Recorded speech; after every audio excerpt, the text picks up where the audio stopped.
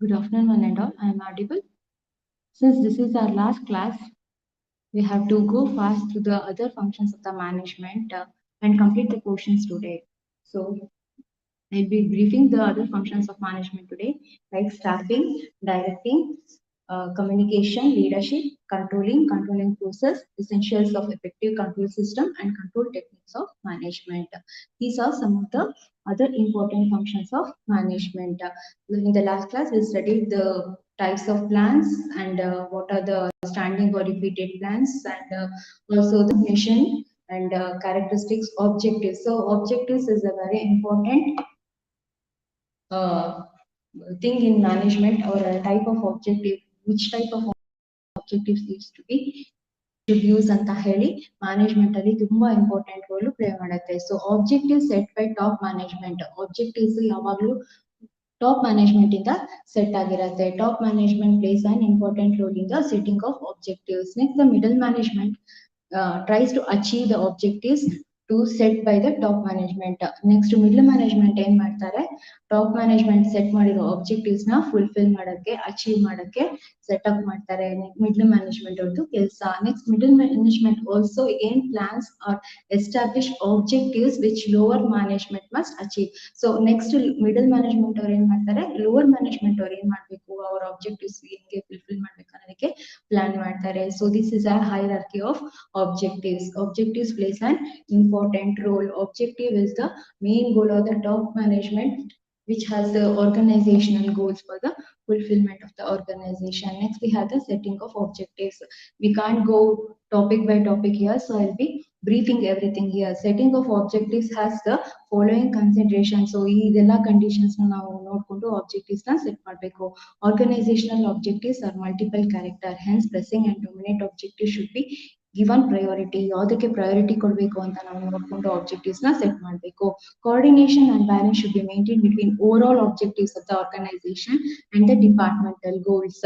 So departmental goals ಏನಿದೆ ಮತ್ತೆ over all objectives ಏನಿದೆ ಅದನ್ನ ನೋಡ್ಕೊಂಡು ನಾವು ಆಬ್ಜೆಕ್ಟಿವ್ಸ್ ನ ಸೆಟ್ ಮಾಡ್ಕೋಬೇಕಾಗುತ್ತೆ. ಇಲ್ಲಿ ಹೇಳ್ದಂಗೆ ಮಿಡಲ್ ಮ್ಯಾನೇಜ್ಮೆಂಟ್ ಅವ್ರು ಏನ್ ಪ್ಲಾನ್ ಮಾಡ್ತಾರೆ, ನೆಕ್ಸ್ಟ್ ಲೋವರ್ ಮ್ಯಾನೇಜ್ಮೆಂಟ್ ಅದು ಬೇಕಾಗತ್ತೆ. ಸೊ ಲೋವರ್ ಮ್ಯಾನೇಜ್ಮೆಂಟ್ ಪ್ಲಾನ್ ಮಾಡೋದು ವರ್ಕರ್ಸ್ ಬೇಕಾಗತ್ತೆ.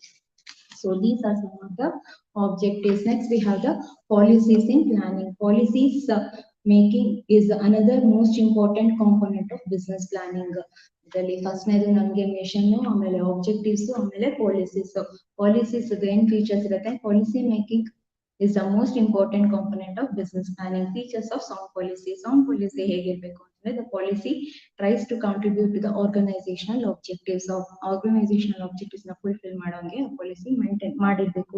Policy is formulated through the various steps in the decision making process. So decision making process ಗೆ ನಮಗೆ policies important role play ಮಾಡುತ್ತೆ. Policy can be interrupted from the behavior of the top management. Policy making in the task of all managers. So ಎಲ್ಲ managers policy making task ಆಗಿರುತ್ತೆ. Like human resource manager, production management, marketing management, ಅವರೆಲ್ಲ ಯಾವ್ದೇ ತರ policy ಮಾಡ್ತಾರೆ ಅನ್ನೋದ್ರ ಮೇಲೆ depend ಆಗುತ್ತೆ. Next, which are the different types of policies. Top management policies ಅವರೇ ಒಂಥರ ಪಾಲಿಸೀಸ್ ಫ್ರೇಮ್ ಮಾಡ್ಕೊಂಡು ಅದನ್ನ ಫಾಲೋ ಮಾಡ್ತಾ ಇರ್ತಾರೆ. ಅವ್ರಿಗೆ ಪ್ಲಾನ್ಗೆ ರಿಲೇಟೆಡ್ ಪಾಲಿಸೀಸ್ ಫಾಲೋ ಮಾಡ್ಕೊಂಡ್ರೆ ಆರ್ಗನೈಸೇಷನ್ ರೀಚ್ ಆಗೋದಕ್ಕೆ, ಗೋಲ್ನ ರೀಚ್ ಆಗೋದು ಹೆಂಗೆ ಅನ್ನೋದಕ್ಕೆ ಪಾಲಿಸಿ ಮಾಡ್ಕೊಂಡಿರ್ತಾರೆ. Upper middle management policies, middle management policies, foreman policies, opening force policies, operating force policies and sales policies, production policies, research policies, financial policies, costing policies. So ಎಲ್ಲ ಏರಿಯಾಗಳದ್ದು ಒಂದೊಂದು policies ಇರುತ್ತೆ. Marketing, production and product policies. So these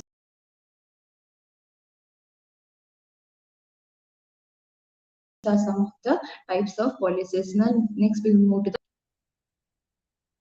customary method of handling a future activity. The term procedure. So procedure ಅಂದ್ರೆ ಯಾವ್ದಾರ ಒಂದಕ್ಕೆ ಈ ತರ ಈ ರೀತಿ ಇರತ್ತೆ, ಈ ರೀತಿ ಅದನ್ನ ಫಾಲೋ ಮಾಡ್ಕೊಂಡು ಹೋಗ್ಬೇಕು ಅನ್ನೋದು ಪ್ರೊಸೀಜರ್ದು. ಇದು ಯಾವ್ದು ಪಾಲಿಸಿ ಆದ್ಮೇಲೆ ಆ ಪಾಲಿಸಿಗ ಒಂದು ಪ್ರೊಸೀಜರ್ ಮೂಲಕ ಮಾಡ್ಕೊಂಡು ಹೋಗೋದಕ್ಕೆ ಪ್ರೊಸೀಜರ್ ಅಂತ ಹೇಳ್ಬೋದು. Procedure is standing plan describing, ಹೇಳ್ದಂಗೆ ಇದು ಸ್ಟ್ಯಾಂಡಿಂಗ್ ಪ್ಲಾನ್, ಇದು single use plan alla. So procedure is a single standing plan describing a customary method of handling a future activity. The term procedure refers to the specific administrative directive. So ಏನಾಗುತ್ತೆ procedure ಅಂತಂದ್ರೆ, in other words, a procedure is a series of related tasks that make up the chronological sequence and the establishment of performing the work to be accomplished. So ಈ work ನಾವು complete ಮಾಡಕ್ಕೆ ಯಾವ procedure follow ಮಾಡಬೇಕು ಅಂತ ಹೇಳಿ ಅದನ್ನ ಮಾಡೋದಕ್ಕೆ procedure ಅಂತ ಹೇಳ್ಬೋದು. Important and benefits of procedure: it ensures uniformity of action. So ಈ ತರ ಪ್ರೊಸೀಜರ್ ಫಾಲೋ ಮಾಡಬೇಕು ಅಂತಂದ್ರೆ ಅದು ನಮಗೆ ಯೂನಿಫಾರ್ಮಿಟಿ ಆಫ್ ಆಕ್ಷನ್, ಎಲ್ಲರೂ ಒಂದೇ ತರ ಫಾಲೋ ಮಾಡ್ತಾರೆ.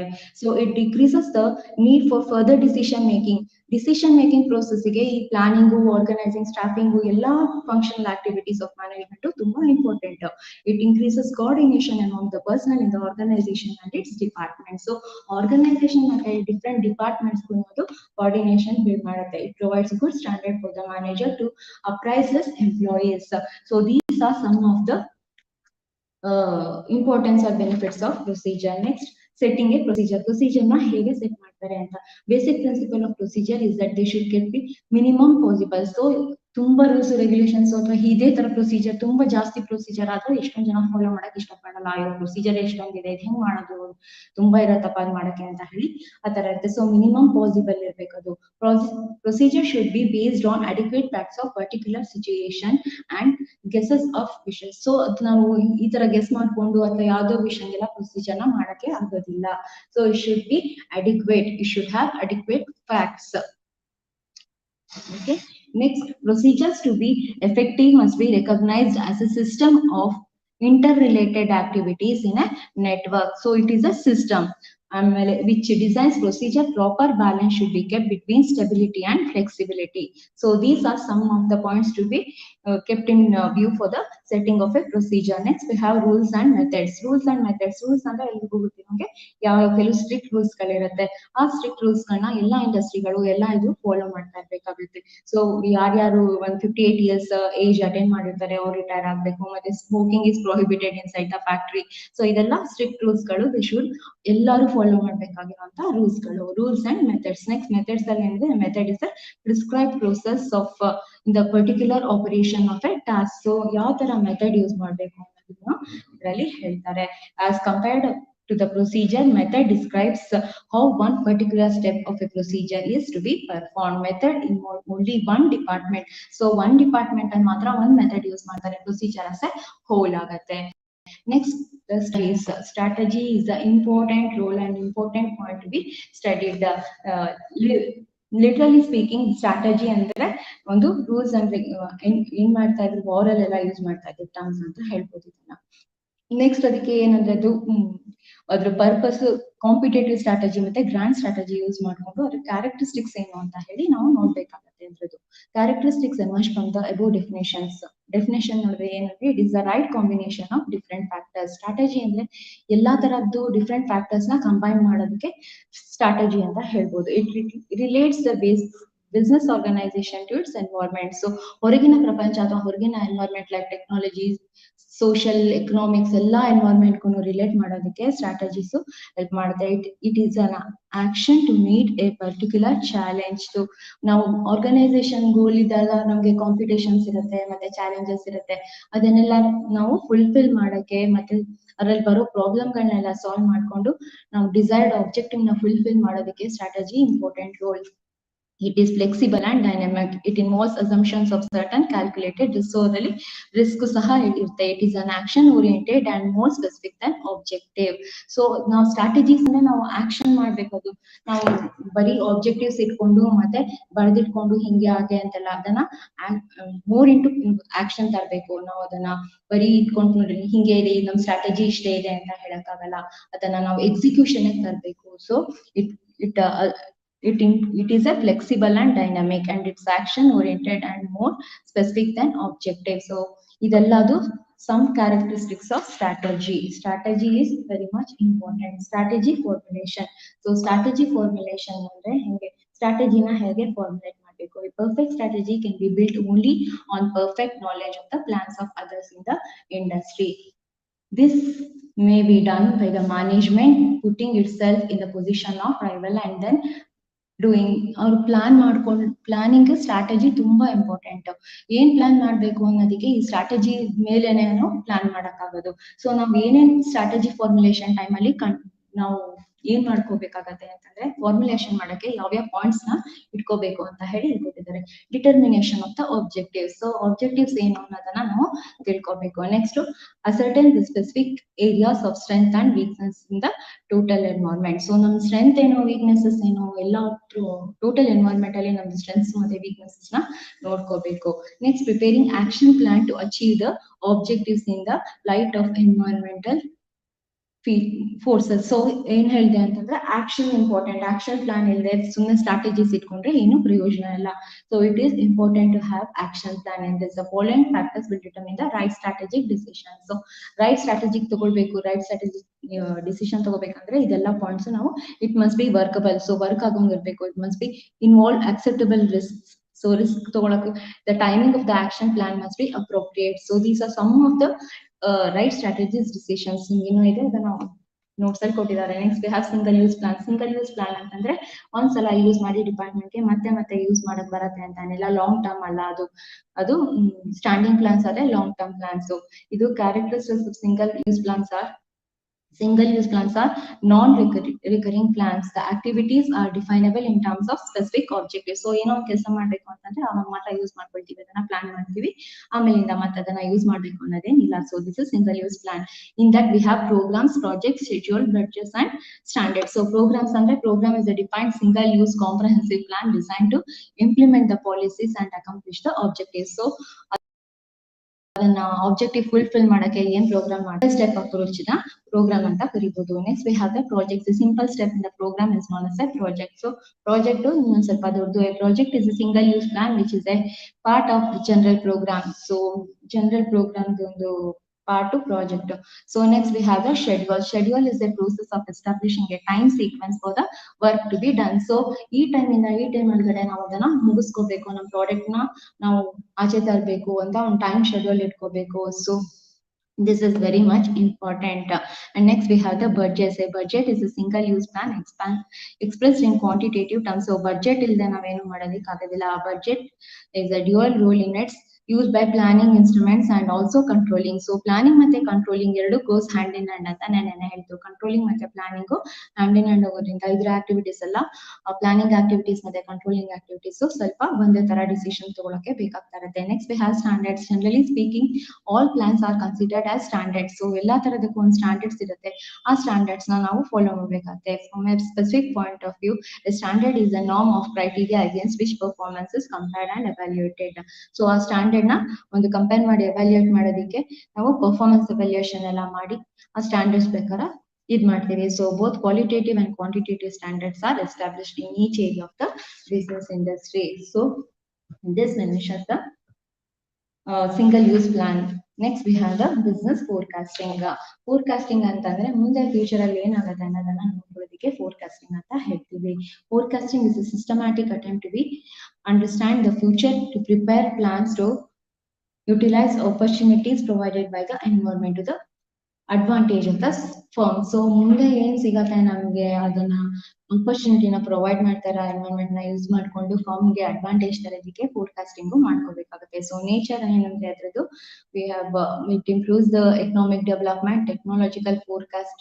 So some of the areas in which occur forecast about future events ಅಂದ್ರೆ ನಾವು ಯಾವ ಫ್ಯೂಚರ್ ಅಲ್ಲಿ ಏನೇನಕ್ಕೆ ನಾವು ಫೋರ್ಕಾಸ್ಟಿಂಗ್ ಮಾಡ್ಕೋಬೇಕಾಗುತ್ತೆ ಅಂದ್ರೆ ಎಕನಾಮಿಕ್ ಡೆವಲಪ್ಮೆಂಟ್ ಗೆ ಟೆಕ್ನಾಲಜಿಕಲ್ ಫೋರ್ಕಾಸ್ಟ್ ಗಳು ಮಾಡ್ಕೋಬೇಕು. ಆಮೇಲೆ ಕಾಂಪಿಟೇಷನ್ ಫೋರ್ಕಾಸ್ಟ್, ಮುಂದೆ ಟೆಕ್ನಾಲಜಿ ಯಾವ ತರ ಇಂಪ್ರೂವ್ ಆಗ್ಬೋದು ಅದಕ್ಕೆ ಹೆಂಗ್ ಮಾಡ್ಕೋಬೇಕಾಗತ್ತೆ ಅನ್ನೋದಕ್ಕೆ ಟೆಕ್ನಾಲಜಿಕಲ್ ಫೋರ್ಕಾಸ್ಟ್ ಮತ್ತೆ competition forecast to predict as to what strategies your companies or competitions would be employing. So ನಮ್ ಕಾಂಪಿಟೇಟಿವ್ ಇಂಡಸ್ಟ್ರಿ ಅವರು ಯಾವ ತರ ಸ್ಟ್ರಾಟಜಿ ಯೂಸ್ ಮಾಡಿ ಯಾವ ತರ ಇದ್ ಮಾಡ್ತಾರೆ ಅನ್ನೋದನ್ನ ನಾವು ಮುಂಚೆನೆ ಫೋರ್ಕಾಸ್ಟ್ ಮಾಡ್ಕೊಳ್ಬೇಕಾಗುತ್ತೆ. Next social forecast. These forecast involve predicting changes in the consumer taste.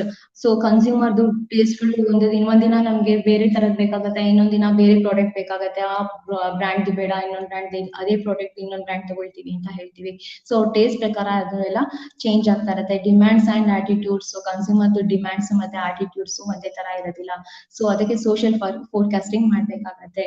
Forecasting about human behavior or situation trends is much more difficult to assess the result of faculty estimate. So these are the important characteristics of forecasting. Next, we move to the techniques of forecasting. The following factors are to be kept in mind before selecting a method. So, what is the objective and what is the time, accuracy, ಮತ್ತೆ ಏನ್ ಆಬ್ಜೆಕ್ಟಿವ್ಗೆ ನಾವು forecast ಮಾಡ್ತಿದ್ದೀವಿ, ಮತ್ತೆ ಎಷ್ಟು time ಒಳಗಡೆ ಮುಗಿಸ್ಕೋಬೇಕು, ಮತ್ತೆ ಎಷ್ಟು accuracy ಆಗುತ್ತೆ ನಾವು ಮಾಡ್ಕೊಳ್ಳೋದ್ರಿಂದ, ಮತ್ತೆ what are the functional areas ನಾವು ಮಾಡ್ಬೇಕಾಗುತ್ತೆ, ಮತ್ತೆ cost and benefit. These are the next we have the primarily two major categories of forecasting techniques. ಒಂದು ಕ್ವಾಲಿಟೇಟಿವ್ ಮತ್ತೆ ಇನ್ನೊಂದು ಕ್ವಾಂಟಿಟೇಟಿವ್. ಕ್ವಾಲಿಟೇಟಿವ್ ಅಂತಂದ್ರೆ ನಾವು ಕ್ವಾಲಿಟಿಗೆ ಜಾಸ್ತಿ ಸ್ಟ್ರೆಸ್ ಕೊಡ್ತೀವಿ. ಕ್ವಾಂಟಿಟೇಟಿವ್ ಅಂದ್ರೆ ಜಾಸ್ತಿ ಕ್ವಾಂಟಿಟಿ ಅಂದ್ರೆ ಸರ್ವೆ ಮಾಡೋದು ಅದೆಲ್ಲ ಅದುವೆ ಕ್ವಾಂಟಿಟೇಟಿವ್ ಬರುತ್ತೆ. ಕ್ವಾಲಿಟೇಟಿವ್ ಅಲ್ಲಿ ಏನ್ ಮಾಡ್ತೀವಿ ನಾವು ಅವ್ರದ್ದು ಕ್ವಾಲಿಟಿ ಮೆಷರ್ ಮಾಡಿ ಅದನ್ನ ಇದ್ ಮಾಡ್ತೀವಿ. ಸೊ ಕ್ವಾಲಿಟೇಟಿವ್ ಅಲ್ಲಿ ಯಾವ್ದು ಬರುತ್ತೆ ಅಂದ್ರೆ ಜೂರಿ ಆಫ್ ಎಕ್ಸಿಕ್ಯೂಟಿವ್ ಒಪಿನಿಯನ್ ಬರುತ್ತೆ, ಮತ್ತೆ ಒಪಿನಿಯನ್ಸ್ ಆಫ್ ಸೇಲ್ಸ್ ಪರ್ಸನ್ಸ್ ಬರುತ್ತೆ, ಕನ್ಸಲ್ಟೆಂಟ್ಸ್ ಬರುತ್ತೆ. Delphi method. ಡೆಲ್ಫಿ ಮೆಥಡ್ ತುಂಬಾ ಇಂಪಾರ್ಟೆಂಟ್ ಇದರಲ್ಲಿ. Delphi method originally developed by brand corporations in 1969 military events. ಅವ್ರಿಗೋಸ್ಕರ ಫೋರ್ಕಾಸ್ಟ್ ಮಾಡೋ ಟೆಕ್ನಿಕ್ ನ ಯೂಸ್ ಮಾಡಿದ್ರು ಮಿಲಿಟರಿ ಇವೆಂಟ್ಸ್ ಗೆ.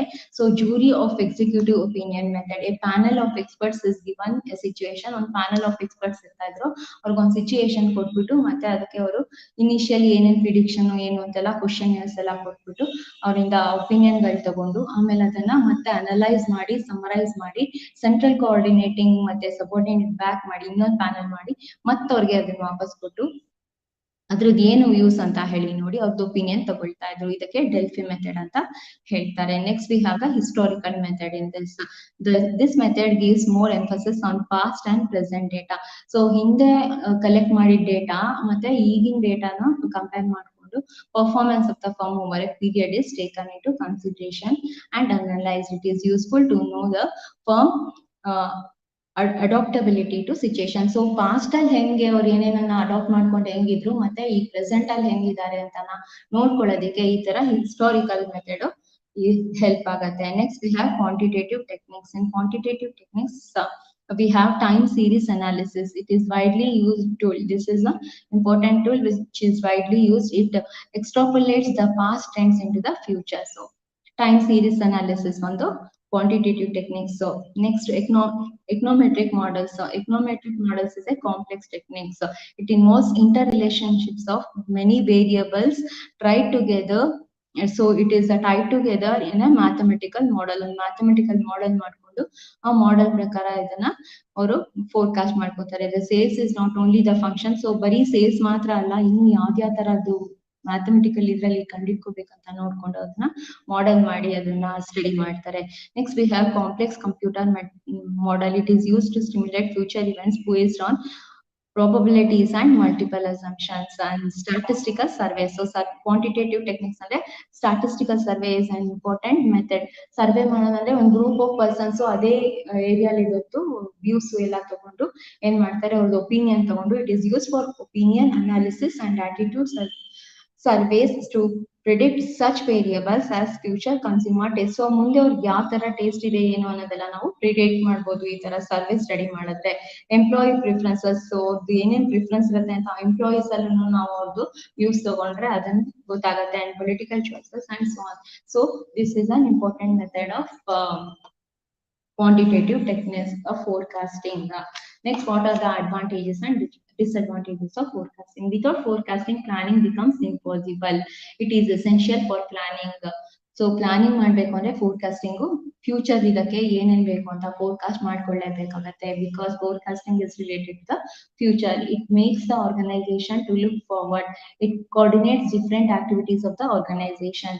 It is a tool to overcome its weaknesses. So ನಮ್ದು ಫೋರ್ಕಾಸ್ಟಿಂಗ್ ಮಾಡೋದ್ರಿಂದ ನಮ್ಗೆ ಯೂಸ್ ಗೊತ್ತಾಗುತ್ತೆ ಮತ್ತೆ ಅದ್ರದ್ದು ಪಾಸ್ಟ್ ಹೆಂಗಿತ್ತು ಈಗ ಹೆಂಗಿದೆ ಅಂತ ಹೇಳಿ ಅದ್ರ ವೀಕ್ನೆಸಸ್ ಗೊತ್ತಾಗೋದ್ರಿಂದ ನಾವು ಅದನ್ನೆಲ್ಲ ಓವರ್ಕಮ್ ಮಾಡ್ಬೋದು.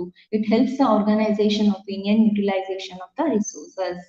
ಸೊ ಯುಟಿಲೈಸೇಷನ್ ಆಫ್ ರಿಸೋರ್ಸಸ್ ಇದು ಹೆಲ್ಪ್ ಮಾಡುತ್ತೆ. Next disadvantage. It helps estimate future but not exact will happen. So ಅದ್ ಏನಾಗತ್ತೆ ಅಂತ ಹೇಳ್ಬೋದು, ಅದು ಕರೆಕ್ಟ್ ಆಗಿ ಇದೇ ಆಗತ್ತೆ ಅಂತ ಹೇಳಕ್ ಆಗಲ್ಲ ಫೋರ್ಕಾಸ್ಟ್ ಅಲ್ಲಿ. Next usefulness of forecast depends on the period for which it is done.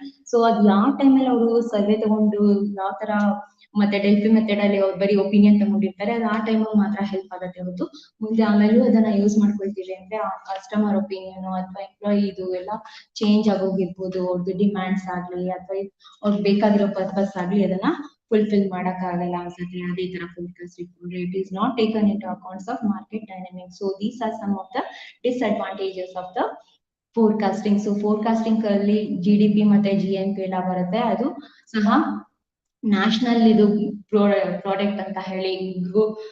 So gross national product ಮತ್ತೆ ಗ್ರಾಸ್ ಡೊಮೆಸ್ಟಿಕ್ ಪ್ರಾಡಕ್ಟ್ ಅಂತ ಹೇಳಿ ಇರೋದ್ರಿಂದ ಅದನ್ನ ನಮ್ಗೆ ನೇಷನ್ ಇದಕ್ಕೂ ಫೋರ್ಕಾಸ್ಟ್ ಮಾಡಿದ್ರೆ ಎಕನಾಮಿಕ್ ಡೆವಲಪ್ಮೆಂಟ್ ಆಗುತ್ತೆ. Next we have the organising functions of a management.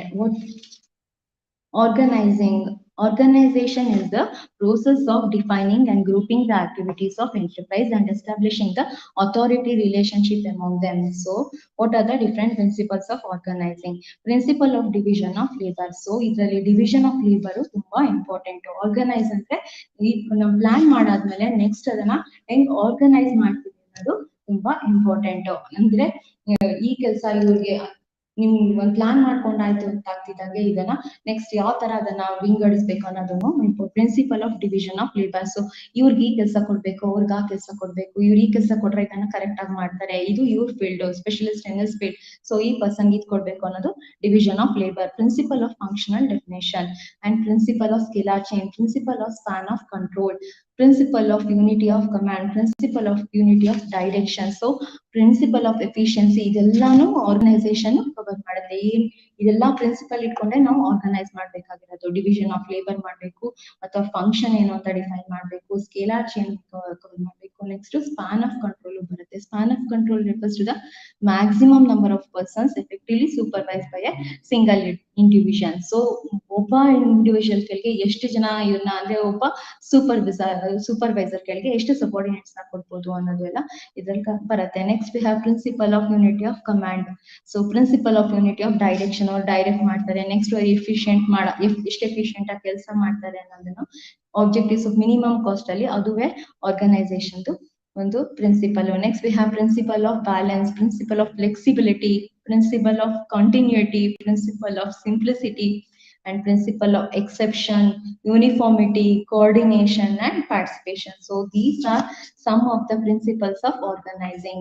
So ಇದನ್ನ organizing fulfill ಮಾಡುತ್ತೆ organization. Next we have formal organization. A formal organization is one which the authority or responsibilities and mutual relations of the employees working in an organization are clearly defined.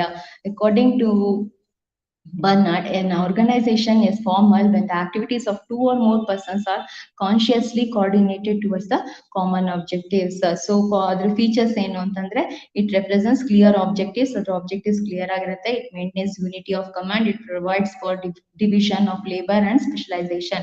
Other advantages ಏನು ಅಂತಂದ್ರೆ definite work boundary ಕೊಡುತ್ತೆ. Ensures uniformity and efficiency. More coordination. No subjective treatment. And easy control. ಇವೆಲ್ಲದು advantages. Disadvantages ಏನು ಅಂದ್ರೆ lack of creativity, no respect for values and suggestions, autocratic attitude, lack of flexibility, delay in work, and lack of coordination, lack of mutual support. These are the some of the disadvantages of formal organization. Informal organization. Informal organization is a network of personal and social relations not established or required by the formal organization, but arising spontaneously as people associate with one another. So ಒಬ್ರಿಗೊಬ್ರಿಗೆ associate ಆಗಿ ಮಾಡುವಂತದಕ್ಕೆ informal organization ಅಂತ ಹೇಳ್ತಾರೆ. The organization is informal where the mutual relations are established unconsciously for common objectives. ಗೊತ್ತಿಲ್ಲದೆ ಸೇರ್ಕೊಂಡು ಒಂದು objective ಮಾಡೋದಕ್ಕೆ informal organisation ಅಂತ ಹೇಳ್ಬೋದು. From the above definition is clear that informal organisation it is a recognized by authorities. So next, what are the features of informal organization?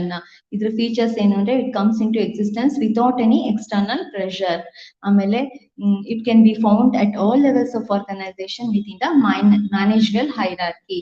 Next, disadvantages of informal organization ಅಂತಂದ್ರೆ next we have it removes inherent problems, assists formal organizations and helps in social satisfaction. So this is an informal organization advantage. Next, we have the disadvantages of informal organization. Leads to rumors, resistance to change, and setback of productivity, give rise to frustration. So these are some of the disadvantages. Next, we have the types of forms of organization. In this, we have line organization, functional organization, line and staff organization, and other types are product organization, project organization, and matrix organization. Line organization. Line organization is the oldest and simplest form of internal organization. Idu internal organization ದು ಹಳೆ method. So form of internal organization. It is also known as military organization, vertical organization, scalar organization, departmental organization ಅಂತೆಲ್ಲ ಕರೀತಾರೆ. So ಇದನ್ನ line of organisation ಏನೇನ್ ಕರಿತೀವಿ, military ಮತ್ತೆ general, scalar, vertical ಅಂತಾನೆಲ್ಲ ಕರಿತೀವಿ. Next ಏನು ಇದ್ರ ಫೀಚರ್ ಅಂದ್ರೆ, it is the form of military organisation. ಇದು ಮಿಲಿಟರಿ ಆರ್ಗನೈಸೇಷನ್ ಹೇಗಿದೆ ಹಾಗಿದೆ. Orders move from top to bottom in a straight line. So top to bottom line ಬರುತ್ತೆ ಇದ್ರದ್ದು ಆರ್ಡರ್. ಅಂದ್ರೆ ಬೋರ್ಡ್ ಆಫ್ ಡೈರೆಕ್ಟರ್ ಕೊಟ್ಟಿರೋಂಗೆ ಶೇರ್ ಹೋಲ್ಡರ್ಸ್ ಫಸ್ಟ್ ಬರ್ತಾರೆ, ಆಮೇಲೆ directors next ಬರ್ತಾರೆ, ಅವ್ರ ಕೆಳಗಡೆ ಜನರಲ್ ಮ್ಯಾನೇಜರ್ಸ್ ಬರ್ತಾರೆ, ಆಮೇಲೆ ಹೆಡ್ ಆಫ್ ದ ಡಿಪಾರ್ಟ್ಮೆಂಟ್ ಬರ್ತಾರೆ, ಸೂಪರ್ವೈಸರ್ಸ್ ಬರ್ತಾರೆ, ನೆಕ್ಸ್ಟ್ ವರ್ಕರ್ಸ್ ಬರ್ತಾರೆ. ಇದು ಲೈನ್ ಸ್ಟ್ರಕ್ಚರ್. ಒಂದೇ ಲೈನ್ ಅಲ್ಲಿ ಈ ತರ ಬರೋದಕ್ಕೆ shareholders, directors, general manager, ಅದನ್ನ ಲೈನ್ ಸ್ಟ್ರಕ್ಚರ್ ಅಂತ ಅಥವಾ ಮಿಲಿಟರಿ ಸ್ಟ್ರಕ್ಚರ್ ಅಂತ ಕರಿಬಹುದು. ಅದ್ರ ಅಡ್ವಾಂಟೇಜಸ್ ಏನಂದ್ರೆ, simple to understand, fixed authority levels, unity of command, discipline, coordination, fixed responsibility, facilitate communications, ಮತ್ತೆ ಎಕನಾಮಿಕಲ್. ಅದು ಡಿಸ್ಅಡ್ವಾಂಟೇಜಸ್ ಏನು ಅಂತಂದ್ರೆ, ಅದು ಸಿಂಪಲ್ ಅರ್ಥ ಆಗುತ್ತೆ ನೋಡಿ. ಅವ್ರು ಫಸ್ಟ್ ಶೇರ್ ಹೋಲ್ಡರ್ ಬರ್ತಾರೆ, ಅವ್ರ ಕೆಳಗಡೆ ನೆಕ್ಸ್ಟ್ ಡೈರೆಕ್ಟರ್ಸ್ ಇರ್ತಾರೆ, ಅದ್ರ ಕೆಳಗಡೆ ಜನರಲ್ ಮ್ಯಾನೇಜರ್ಸ್ ಬರ್ತಾರೆ, ಆಮೇಲೆ ಜನರಲ್ ಮ್ಯಾನೇಜರ್ಸ್ ಕೆಳಗಡೆ ಹೆಡ್ ಆಫ್ ದ ಡಿಪಾರ್ಟ್ಮೆಂಟ್ಸ್ ಗಳು ಲೈಕ್ ಮಾರ್ಕೆಟಿಂಗ್ ಮತ್ತೆ ಫಿನಾನ್ಸ್, ಕಾಸ್ಟ್, ಬಜೆಟ್ ಇವರೆಲ್ಲರೂ ಹೆಡ್ ಆಫ್ ದ ಡಿಪಾರ್ಟ್ಮೆಂಟ್ ಬರ್ತಾರೆ. ಅವ್ರ ಕೆಳಗಡೆ ಸೂಪರ್ವೈಸರ್ಸ್ ಸೂಪರ್ವೈಸ್ ಮಾಡಕ್ಕೆ top level, middle level, lower level management ಇದೆ, ಸೂಪರ್ವೈಸರ್ಸ್, ವರ್ಕರ್ಸ್ ಹಾಗೆ ಬರುತ್ತೆ. Next we have the disadvantages of this line organization. No scope for specialization, more responsibility, lack of motivation, scope of nepotism, uncertainty, ಇದೆಲ್ಲದುವೆ ಏನಾಗುತ್ತೆ disadvantages of organization, line organization structure. Next we have the functional organization. Functional organization ಏನಂತಂದ್ರೆ, next FW propose functional organization structures. ಅದು structure ಹೇಗಿರ್ಬೇಕು ಅಂತ ಹೇಳಿದ್ರು ಅಂತಂದ್ರೆ, line organization, the advantages, disadvantage ಆಗ್ತಿದಂಗೆ we move for the functional organization. Other features ಏನಿದೆ ಅಂದ್ರೆ, in this organization the unity of command principle is not followed. ಅಂದ್ರೆ ಹೆಂಗೆ ಇವಾಗ ವರ್ಟಿಕಲ್ ಇದ್ ಬಂತು ಹಂಗೆ ಫಾಲೋ ಆಗಲ್ಲ ಇದರಲ್ಲಿ. ಇದು ಫೀಚರ್ಸ್ ಏನು ಅಂದ್ರೆ, unity of command principle is not followed. In this organization a worker get instruction from more than one superior. So ಇದರಲ್ಲಿ ಹೆಂಗಿದೆ ಅಂದ್ರೆ, ಬೋರ್ಡ್ ಆಫ್ ಡೈರೆಕ್ಟರ್ಸ್ ಇರ್ತಾರೆ ಫಸ್ಟ್, ಆಮೇಲೆ ಅವ್ರ ಕೆಳಗೆ ಚೀಫ್ ಎಕ್ಸಿಕ್ಯೂಟಿವ್ ಬರ್ತಾರೆ, ಅವ್ರ ಕೆಳಗಡೆ ಏನ್ ಬರ್ತಾರೆ, production manager, marketing manager, finance manager, personal manager, ಅವರೆಲ್ಲರೂ ಬರ್ತಾರೆ.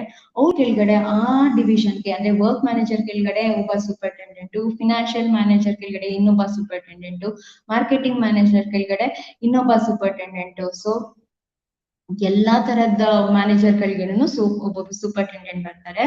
Next we have the workers under these superintendent. So this is the functional structure. Functional organization ಹೆಂಗೆ ಅಂದ್ರೆ, ಫಂಕ್ಷನ್ ಹೆಂಗ್ ಮಾಡ್ತಾರೆ. So work manage first board of directors ಇಂದ chief executive ಬರ್ತಾರೆ. Chief executive work manager ಗೆ, financial manager ಗೆ work assign ಮಾಡಿ plan ಹೀಗೆ ಈ ತರದ್ದು ಮೀಟ್ ಆಗ್ಬೇಕು ಅಂತ ಹೇಳ್ತಾರೆ. ನೆಕ್ಸ್ಟ್ ಇವ್ರು ಏನ್ ಮಾಡ್ತಾರೆ, ಫಿನಾನ್ಷಿಯಲ್ ಮ್ಯಾನೇಜರ್ ಅವರು ಸೂಪರ್ಟೆಂಡೆಂಟ್ ಗೆ ಹೇಳ್ತಾರೆ. ಅವರು ನೆಕ್ಸ್ಟ್ ವರ್ಕರ್ಸ್ ಗೆ ಏನು ಅವರು ಅಚೀವ್ ಮಾಡ್ಬೇಕು, ಯಾವ ಶೆಡ್ಯೂಲ್ ಒಳಗಡೆ ಏನ್ ಪಾಲಿಸಿ ಫಾಲೋ ಮಾಡ್ಬೇಕು, ಯಾವ ತರ ಈಗ ಪ್ಲಾನಿಂಗ್ ಅಲ್ಲೆಲ್ಲ ಹೋದಂಗೆ ಅದನ್ನೆಲ್ಲ ಇವ್ರು ಏನ್ ಮಾಡ್ತಾರೆ, ಸೂಪರ್ಟೆಂಡೆಂಟ್ಸ್ ವರ್ಕರ್ಸ್ ಗೆ ಹೇಳ್ತಾರೆ. So what are the advantages of these functional organisation ಅಂತ. First advantage is specialisation, efficiency, cooperation, mass production, relief of the executives ಮತ್ತೆ flexibility. Next disadvantages is conflict among foremen. So ಇವ್ರು ಏನಾಗುತ್ತೆ, ಇದರಲ್ಲಿ ಸ್ಪೆಷಲೈಸೇಷನ್ ಇರೋರೇ ಇರ್ತಾರೆ. ಅದೆಲ್ಲಾದ್ರೆ ಸಿಂಪಲ್ ಆಗಿತ್ತು, understand ಮಾಡ್ತು, ಫಿಕ್ಸೆಡ್ ಅಥಾರಿಟಿ ಲೆವೆಲ್ಸ್ ಇಂದ ಬಂದಿದ್ದು, ಯೂನಿಟಿ ಆಫ್ ಕಮಾಂಡ್ ಎಲ್ಲ ಅದ್ರ ಅಡ್ವಾಂಟೇಜ್ ಇತ್ತು. ಬಟ್ ಲ್ಯಾಕ್ ಆಫ್ ಮೋಟಿವೇಶನ್ ಅದೆಲ್ಲ ಡಿಸ್ಅಡ್ವಾಂಟೇಜ್ ಆಯ್ತು ನಮ್ಗೆ ಲೈನ್ ಆರ್ಗನೈಸೇಷನ್ ಅಲ್ಲಿ. ಯಾಕೆಂದ್ರೆ ಅವ್ರು ಹೇಳಿದ್ ಮಾಡ್ತಾರೆ, ಇವರಿಂದ ಬಂದಿದ್ದ ಇನ್ಸ್ಟ್ರಕ್ಷನ್ ಅವರು ಫಾಲೋ ಮಾಡ್ತಾರೆ ಲೈನ್ ಇನ್ಸ್ಟ್ರಕ್ಷನ್ ಅಲ್ಲಿ. ಇದ್ರಲ್ಲಿ ಏನಾಗುತ್ತೆ, ನಮ್ಗೆ ಎಫಿಷಿಯನ್ಸಿ ಇಂಪ್ರೂವ್ ಆಗುತ್ತೆ. ಯಾಕೆಂದ್ರೆ ಸ್ಪೆಷಲೈಸ್ ಅಲ್ಲಿ ಫಿನಾನ್ಷಿಯಲ್ ಮ್ಯಾನೇಜರ್ ಕೆಳಗಡೆ ಒಬ್ಬ ಸೂಪರ್ಟೆಂಡೆಂಟ್ ಮಾಡ್ತಾನೆ, ಮತ್ತೆ ಅವನಿಗೆ ಅವ್ರದೇ ಆದ ಫಿನಾನ್ಷಿಯಲ್ ನಾಲೆಜ್ ಇರುತ್ತೆ. ಹಂಗಾಗಿ ಏನಾಗುತ್ತೆ, ಎಫಿಷಿಯನ್ಸಿ ಚೆನ್ನಾಗಿ ಬರುತ್ತೆ, ಕೋಆಪರೇಷನ್ ಇರುತ್ತೆ, ಮತ್ತೆ ಮಾಸ್ ಪ್ರೊಡಕ್ಷನ್ ಮಾಡ್ಬೋದು ಈ ತರ ಒಂದೊಂದೇ ಇಂಡಿವಿಜುವಲ್ ಇದಾಗಿ ಮಾಡಿರೋದ್ರಿಂದ. ನೆಕ್ಸ್ಟ್ ಡಿಸ್ಅಡ್ವಾಂಟೇಜ್ ಏನು ಅಂತಾರೆ, ಕಾನ್ಫ್ಲಿಕ್ಟ್ ಅಮಾಂಗ್ಸ್ ಫೋರ್ಮೆನ್. ಸೊ ಇಲ್ಲಿ ಅವರು ಫೋರ್ಮ್ಯಾನ್ಗಳ ಮಧ್ಯೆ ಏನಾಗ್ಬೋದು, ಕಾನ್ಫ್ಲಿಕ್ಟ್ ಬರ್ಬೋದು. ಮತ್ತೆ ಲ್ಯಾಕ್ ಆಫ್ ಕೋಆರ್ಡಿನೇಷನ್, ಒಬ್ರಿಗೊಬ್ರಿಗೆ ಕೋಆರ್ಡಿನೇಷನ್ ಅಲ್ಲಿ ಲ್ಯಾಕ್ ಆಗ್ಬೋದು. Next lack of discipline, no control on action, lack of fixed responsibility. So ಈ ತರ ನಾವು ಡಿವೈಡ್ ಮಾಡೋದ್ರಿಂದ ಏನಾಗುತ್ತೆ, ಎಕ್ಸ್ಪೆನ್ಸಿವ್ ಸಹ ಆಗತ್ತೆ. So these are some of the disadvantages of functional organization. Next we have line and staff organization. Line executives are those in charge of function that contribute directly to the main objective of the business. Staff executives are those who contribute counsel and special service to the line. So ಇವ್ರು ಏನ್ ಮಾಡ್ತಾರೆ, line ಅವ್ರಿಗೆ ಇವ್ರು ಏನ್ ಮಾಡ್ತಾರೆ, line and staff ಅಲ್ಲಿ ಇವರು special ಇದನ್ನ services to the line staff ಗೆ ಕೊಡ್ತಾರೆ. ಸೊ ಇದ್ರಲ್ಲಿ ಹೆಂಗಿದೆ ಅಂತಂದ್ರೆ, ಬೋರ್ಡ್ ಆಫ್ ಡೈರೆಕ್ಟರ್ಸ್ ಇರ್ತಾರೆ, ಬೋರ್ಡ್ ಆಫ್ ಡೈರೆಕ್ಟರ್ಸ್, ಅದ್ರ ಕೆಳಗಡೆ ಯಾರು ಬರ್ತಾರೆ, ರಿಸರ್ಚ್ ಅಂಡ್ ಡೆವಲಪ್ಮೆಂಟ್ ಬರ್ತಾರೆ. Next we have the general manager and also the public relation officer. So PRO ಅಂತ ಹೇಳ್ತಾರೆ. ಪಬ್ಲಿಕ್ ರಿಲೇಷನ್ ಆಫೀಸರ್ಸ್ ಅಂದ್ರೆ ಪಬ್ಲಿಕ್ ಮತ್ತೆ ನಮ್ಮ ಇಂಡಸ್ಟ್ರೀಸ್ಗೂ ರಿಲೇಷನ್ ತರೋಂತಕ್ಕೆ PRO ಅಂತ ಹೇಳ್ಬೋದು. Next under general manager we have personnel manager, production manager and financial manager. So ಅವರ ಡಿವಿಷನ್ ಅಲ್ಲದೆ ಮತ್ತೇನಾಗ್ತಾರೆ, ಪ್ರೊಡಕ್ಷನ್ ಮ್ಯಾನೇಜರ್ ಅಲ್ಲೂ ಪ್ರೊಡಕ್ಷನ್ ಅಲ್ಲಿ ಕಂಟ್ರೋಲ್ ಮಾಡೋದು ಪ್ರೊಡಕ್ಷನ್ ಸೂಪರಿಂಟೆಂಡೆಂಟ್ ಮತ್ತೆ ಚೀಫ್ ಸೂಪರಿಂಟೆಂಡೆಂಟ್ ಅಂತಾನು ಇರ್ತಾರೆ. ಸೊ ನೆಕ್ಸ್ಟ್ ಅದ್ರಲ್ಲಿ ಪ್ರೊಡಕ್ಷನ್ ಸೂಪರಿಂಟೆಂಡೆಂಟ್ ಅಲ್ಲಿ ಫೋರ್ಮೆನ್ ಗಳು ಅದು ಲೈನ್ ಅಥಾರಿಟಿಗೆ ಬರ್ತಾರೆ, ಅದು ಲೈನ್ ಅಥಾರಿಟಿಗೆ ಜಾಯಿನ್ ಆಗುತ್ತೆ, ಮತ್ತೆ ವರ್ಕರ್ಸ್ ಗೆ ಬರ್ತಾರೆ. ಇವರೆಲ್ಲ ಸೇರ್ಕೊಂಡು ಏನ್ ಮಾಡ್ತಾರೆ, they give service to the line staff ಅಂತ ಹೇಳ್ದಂಗೆ ಫೋರ್ಮೆನ್ಸ್ ಗಳಿಗೆ ಮತ್ತೆ ವರ್ಕರ್ಸ್ ಗೆ ಲೈನ್ ಅಥಾರಿಟಿ ಮತ್ತೆ ಸ್ಟಾಫ್ ಅಥಾರಿಟಿ ಆಗುತ್ತೆ. So this is line and staff organisation. So ನಮ್ಗೆ ಫಸ್ಟ್ ಲೈನ್ ಅಲ್ಲಿ ವರ್ಟಿಕಲ್ ಲೈನ್ ಹಂಗೆ ಇರುತ್ತೆ, ಮತ್ತೆ ನೆಕ್ಸ್ಟ್ ಅಲ್ಲಿ ಏನಾಗುತ್ತೆ, ಯಾವುದು ಫಂಕ್ಷನ್ ಅಲ್ಲಿ according to their function they will be divided. Like marketing ಅವ್ರದೇ ಒಂದು ಇರುತ್ತೆ, ಫಿನಾನ್ಸ್ ಅವ್ರದೇ ಒಂದಿರುತ್ತೆ, ಪ್ರೊಡಕ್ಷನ್ ಅವ್ರದೇ ಒಂದಿರುತ್ತೆ, ಹಂಗ ಆ ತರ ಡಿವೈಡ್ ಆಗಿರುತ್ತೆ ಡಿಪೆಂಡಿಂಗ್ ಅಪಾನ್ ದ ಫಂಕ್ಷನ್. ಇದೇನಂತೆ ಲೈನ್ ಅಂಡ್ ಸ್ಟಾಫ್ ಆರ್ಗನೈಸೇಷನ್, ಇದು ಎರಡು ಸರ್ವಿಸ್ ಕೊಡೋಕೆ ಇನ್ಕ್ಲೂಡ್ ಆಗುತ್ತೆ. Next we have advantages of this. ಏನೇನ್ ಅಡ್ವಾಂಟೇಜಸ್ ಅಂದ್ರೆ, specialisation, flexibility. So research and development ಮಾಡಿ ಅದಕ್ಕೆ ಅಂತಾನೆ ಸ್ಟಾಫ್ ಇರೋದ್ರಿಂದ ಇಲ್ಲಿ ಏನಾಗುತ್ತೆ, ನಮಗೆ ಸ್ಪೆಷಲೈಸೇಷನ್ಸ್ ಇರುತ್ತೆ. ಅದ್ರಲ್ಲಿ ರಿಸರ್ಚ್ ಮಾಡ್ಕೊಂಡು ಯಾವ್ಯಾವ ಪ್ರಾಡಕ್ಟ್ ಡೆವಲಪ್ ಮಾಡಿ ಹಿಂಗೆ ನಾವು ಇದು ಮಾಡ್ಬೋದು ಅನ್ನೋದಕ್ಕೆ ಸ್ಪೆಷಲೈಸೇಷನ್ ಅಂತ advantage. Next it is very flexible. So ತುಂಬಾ ಆರಾಮಕ್ಕೆ ಅದರೇ ಡಿವಿಷನ್ ಆಫ್ ವರ್ಕರ್ಸ್ ಅಲ್ಲಿ ಇರ್ತಾರೆ, ಸೊ ಫ್ಲೆಕ್ಸಿಬಲ್ ಆಗಿರುತ್ತೆ. ನೆಕ್ಸ್ಟ್ ಎಕ್ಸ್ಪರ್ಟ್ ಅಡ್ವೈಸ್, ಇದು ಪ್ರೊಡಕ್ಷನ್ ಮ್ಯಾನೇಜರ್ ಇಂದ ನೆಕ್ಸ್ಟ್ ಪ್ರೊಡಕ್ಷನ್ ಸೂಪರಿಂಟೆಂಡೆಂಟ್ ಅವರೆಲ್ಲರಿಂದ ನಮಗೆ ಎಕ್ಸ್ಪರ್ಟ್ ಅಡ್ವೈಸ್ ಸಿಗುತ್ತೆ. So this is an very good example of organisation. Next we have relief to the executive, opportunities for advancement. These are some of the advantages of line and staff organization. Next disadvantages, it's confusion and advice ignored. Encourages ಕೆಲವು ಸಲ workers ಇಂದ ಅಥವಾ women ಮತ್ತೆ ಅವರಿಂದ advice ಸಿಕ್ತು ಅಂದ್ರೆ ಅದನ್ನ ignore ಮಾಡ್ಬೋದು, ಇವ್ರಿಗೆ ಏನ್ ಗೊತ್ತಿದೆ ಜಾಸ್ತಿ ಏನೋ ಹೇಳಕ್ ಬಂದಿದ್ದಾರೆ ಅನ್ನೋ ತರ. So advices ignore. Encourages carelessness, expensive and conflict between line and staff. So line and staff ಮಧ್ಯೆ ಇದೇನಾಗ್ಬೋದು, ಕಾನ್ಫ್ಲಿಕ್ಟ್ ಆಗ್ಬೋದು. So these are some of the disadvantages of the line and staff organization. Next we have the project organization. Project organization ಮತ್ತೆ product organization don't have. And next we have the matrix organization. So matrix organization is a system in which both functional and project managers exercise authority over organizational activities. Thus in this structure, personnel have two supervisors, or namely project manager ಮತ್ತೆ functional manager. So functional manager ಮತ್ತೆ project manager ಎಲ್ಲ ಸೇರ್ಕೊಂಡು ಮಾಡಿ ಒಂದು matrix manager ಅಂತ ಆಗುತ್ತೆ. So matrix structure is a sense of combination of interaction of project and functional structure and is generally suggested to overcome the problems of associated with the project and functional structures individually. So the problems of project ಮತ್ತೆ functional structure problems ನ overcome ಮಾಡೋದಕ್ಕೆ matrix organisation type ನ use ಮಾಡ್ಕೋಬಹುದು. So according to Stoner, it is an organisation structure in which each employee reports to both a functional and a project or group manager. So chief executive officer ಅಂತ ಇರ್ತಾರೆ, ಅವ್ರ ಕೆಳಗಡೆ ಏನ್ ಬರ್ತಾರೆ, production, marketing, finance ಅವ್ರು ಬರ್ತಾರೆ. ಒಂದು project A, project B, project C ಎಲ್ಲ ಮಾಡ್ತಿರೋರು ಎಲ್ಲರೂ ಏನ್ ಮಾಡ್ತಾರೆ, ಪ್ರೊಡಕ್ಷನ್ ಅವ್ರಿಗೂ ಆಗ್ಬೇಕು ಅವರು, ಮತ್ತೆ ಮಾರ್ಕೆಟಿಂಗ್ ಅವ್ರಿಗೂ ಆಗ್ಬೇಕು. ಯಾವ್ಯಾವ ಫಂಕ್ಷನ್ ಅಲ್ಲಿ ಆಗ್ತಾ ಇದಾರೆ ಅವ್ರೆಲ್ಲದಕ್ಕೂ ಅವರು ಜಾಬ್ ಇದು ಕೊಡ್ಬೇಕಾಗ್ತಾ ಇರತ್ತೆ. ಸೊ ಆರ್ಗನೈಸ್ ಪ್ರಾಜೆಕ್ಟ್ ಏನಲ್ಲಿ ಮಾಡೋ ವರ್ಕರ್ ಪ್ರಾಜೆಕ್ಟ್ ಅಂದ್ರೆ ಮಾರ್ಕೆಟಿಂಗ್ ಅವ್ರಿಗೂ ಆ ಫಂಕ್ಷನ್ ಅವ್ರಿಗೂ ಕೊಡ್ಬೇಕು ಡೀಟೇಲ್ಸ್, ಮಾರ್ಕೆಟಿಂಗ್ ಅವ್ರಿಗೂ ಕೊಡ್ಬೇಕು, ಆ ತರ ಎಲ್ಲ ರಿಲೇಟೆಡ್ ಆಗಿರ್ತಾರೆ. So what are the advantages of this organisation? Tool to solve complex problems. It is a tool to solve complex problems. ನಾವು ಈ ತರ ಆರ್ಗನೈಸೇಷನ್ ಸ್ಟ್ರಕ್ಚರ್ ಯೂಸ್ ಮಾಡಿದ್ರೆ ಅದನ್ನ ಕಾಂಪ್ಲೆಕ್ಸ್ ಪ್ರಾಬ್ಲಮ್ಸ್ ನ ಸಾಲ್ವ್ ಮಾಡಕ್ಕೆ ಹೆಲ್ಪ್ ಆಗುತ್ತೆ. Maintain technical excellence, flexible and adaptable. So ಇದು flexible ಮತ್ತೆ ಅಡಾಪ್ಟಬಲ್ ಆಗಿ ಇರುತ್ತೆ. Decision making is enhanced. So decision making also is enhanced in this. Optimum usage of resources, high degree of decentralization.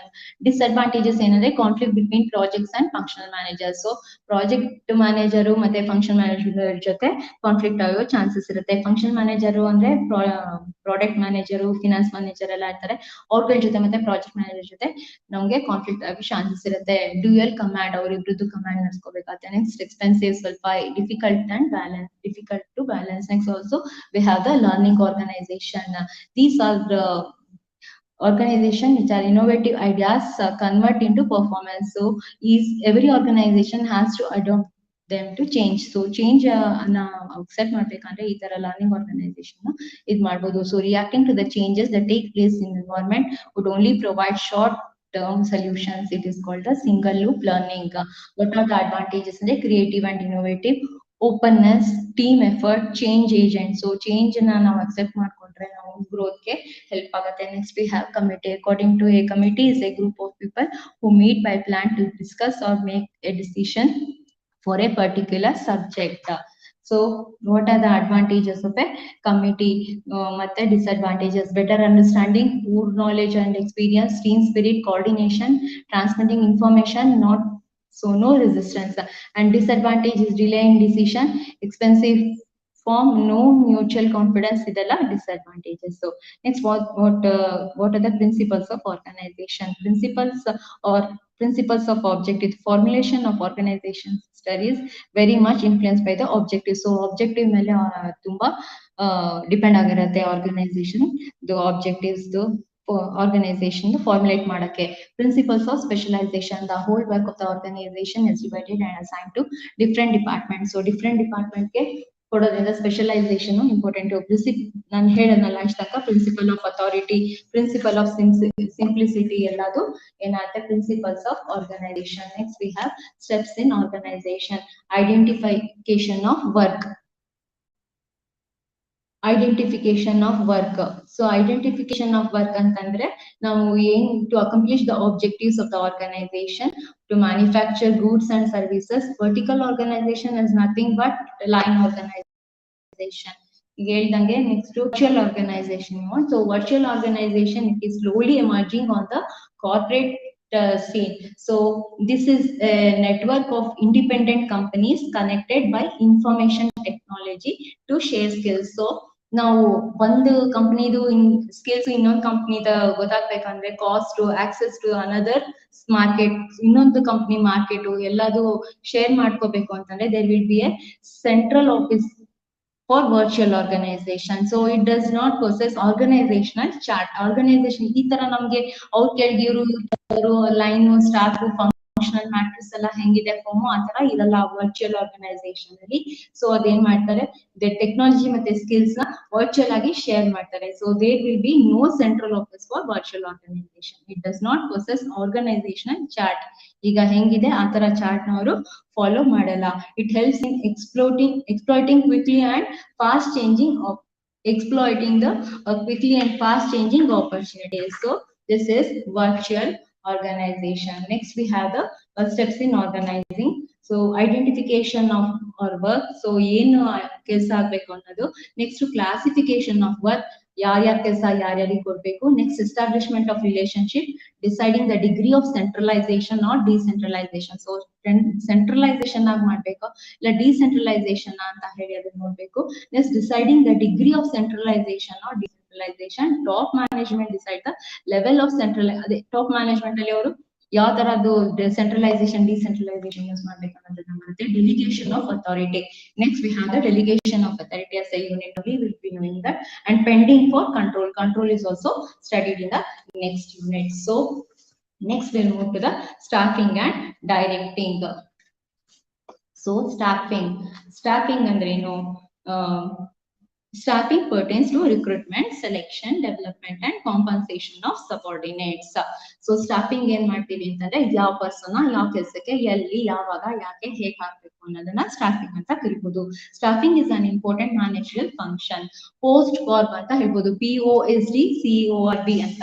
ಅಂದ್ರೆ planning, organising, staffing, coordinating, recruiting, directing, controlling ಮತ್ತೆ budgeting, ಇದೆಲ್ಲ functional activities of management. So now we have learned planning and organizing. Next we are moving on to staffing. Staffing andre now ಯಾವ person na ಯಾವ time ge, so it involves meaning the organization structure through proper and effective selection, appraisal and development of personnel to fulfill the roles designed into the structure. So ನಾವು ಒಂದ್ಸಲ plan ಮಾಡಿ next ಅದನ್ನ organise ಮಾಡ್ತೀವಿ.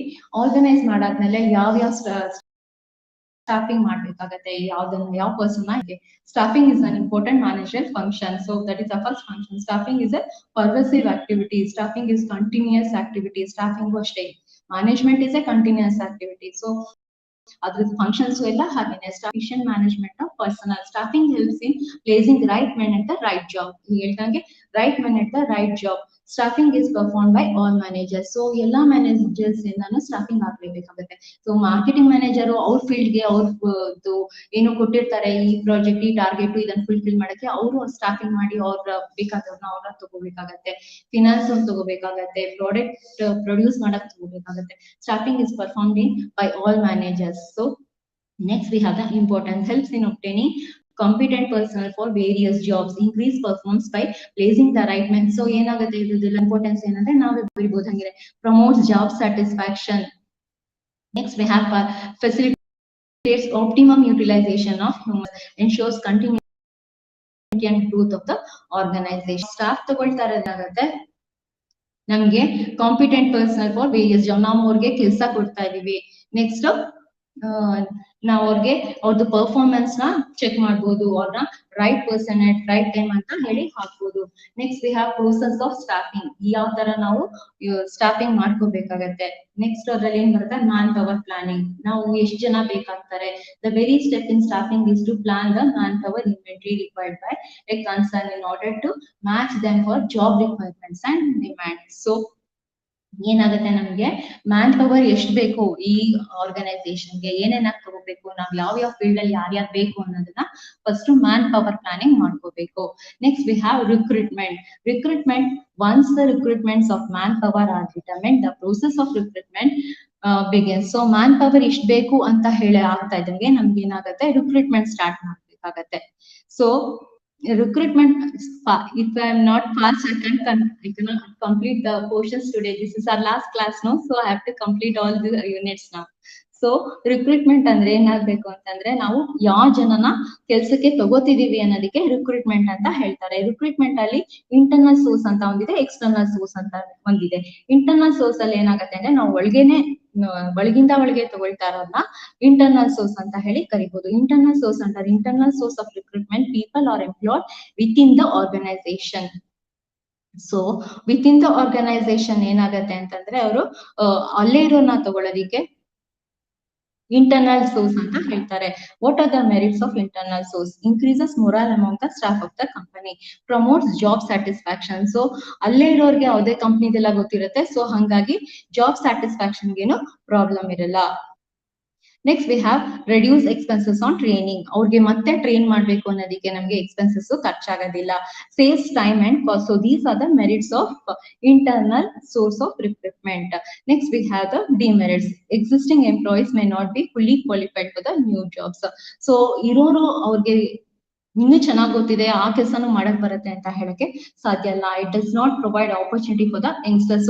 ಇನ್ನೊಬ್ರನ್ನ ತಗೊಳ್ಳೋದಕ್ಕೆ ಅವಕಾಶ ಇರೋದಿಲ್ಲ. It lacks employees in developing innovative ideas. So these are the demerits of internal source. Next we have the external source of recruitment. Recruitment ಅಂದ್ರೆ ನಾವು ಕೆಲಸಕ್ಕೆ ಆಯ್ಕೆ ಮಾಡೋದು. Recruitment, in this we have different process of recruitment. External sources ಅಲ್ಲಿ ಯಾವ ತರ ತಗೋಬಹುದು ಅವ್ರನ್ನ ಕೆಲಸಕ್ಕೆ ಅಂದ್ರೆ, advertisement, through advertisements. Next we have placement consultants and employment exchanges, employee educational institutions, campus recruitment. So we have job satisfaction ಅಂತಂದ್ರೆ nothing but ನಾವು ಮಾಡ್ತಿರೋ ಕೆಲಸದಿಂದ ನಮ್ಗೆ ಎಷ್ಟು ಸಮಾಧಾನ ಸಿಗ್ತದೆ, ನಾವು ಮಾಡಿರೋ ಕೆಲಸದಿಂದ ನಮ್ಗೆ ಸಮಾಧಾನ ಸಿಕ್ಕಿರೋದಕ್ಕೆ ಜಾಬ್ ಸ್ಯಾಟಿಸ್ಫ್ಯಾಕ್ಷನ್ ಅಂತ ಹೇಳ್ತೀವಿ.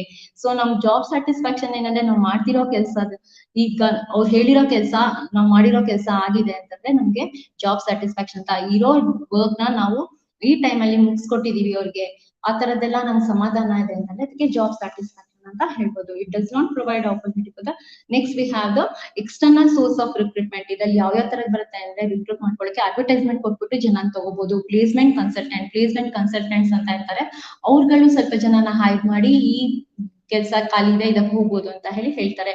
Next we have employment exchanges ಅಲ್ಲಿ ನಾವು ಹೆಸರು ಕೊಟ್ಟಿದ್ರೆ ನೆಕ್ಸ್ಟ್ ಏನಾಗುತ್ತೆ, ಅಲ್ಲಿ ಅವ್ರು ಕರೆದಾಗ ನಾವು ಅದಕ್ಕೆ ಹೋಗ್ಬೋದು. Employment exchanges is another external source of recruitment. Next we have the educational institutions ಅಲ್ಲೂ ಅಷ್ಟೇ ಹೊರತು ಡಿಗ್ರಿ ಕಂಪ್ಲೀಟ್ ಆಗ್ತಿದಂಗೆ PG ಕಂಪ್ಲೀಟ್ ಆಗ್ತಿದಂಗೆ ಇದಕ್ಕೆ ಈ ಜನ ಬೇಕಾಗ್ತಾರೆ. ಸೊ BCom ಅವರು ಆಡಿಟ್ ಅಂಡ್ ಟ್ಯಾಕ್ಸ್ ಗೆಲ್ಲ ಬೇಕಾಗ್ತಾರೆ ಅಂದ್ರೆ ಅಂತವ್ರನ್ನೇ ತಗೋತಾರೆ.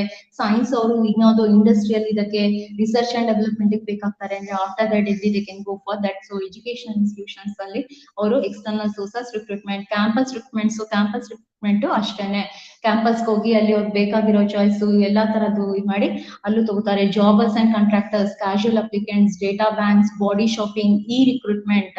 So through electronic recruitment is also another form of external source of recruitment. ಮತ್ತೆ ಮೆರಿಟ್ಸ್ ಏನು ಅಂದ್ರೆ suitable candidates with required skills. ಏನಾಗುತ್ತೆ ಇದ್ರದ್ದು merits, suitable candidates with different skills. ಅವ್ರಿಗೆ ಯಾವ ತರ ಟ್ಯಾಲೆಂಟ್ ಇದೆ, ಏನ್ ಸ್ಕಿಲ್ ಇದೆ ಅದನ್ನ ನೋಡ್ಕೊಂಡು ಅವರು ಸೆಲೆಕ್ಟ್ ಮಾಡ್ಕೋತಾರೆ. ಅದು ಒಂದು advantage. Offers 5 jobs for selecting suitable candidates.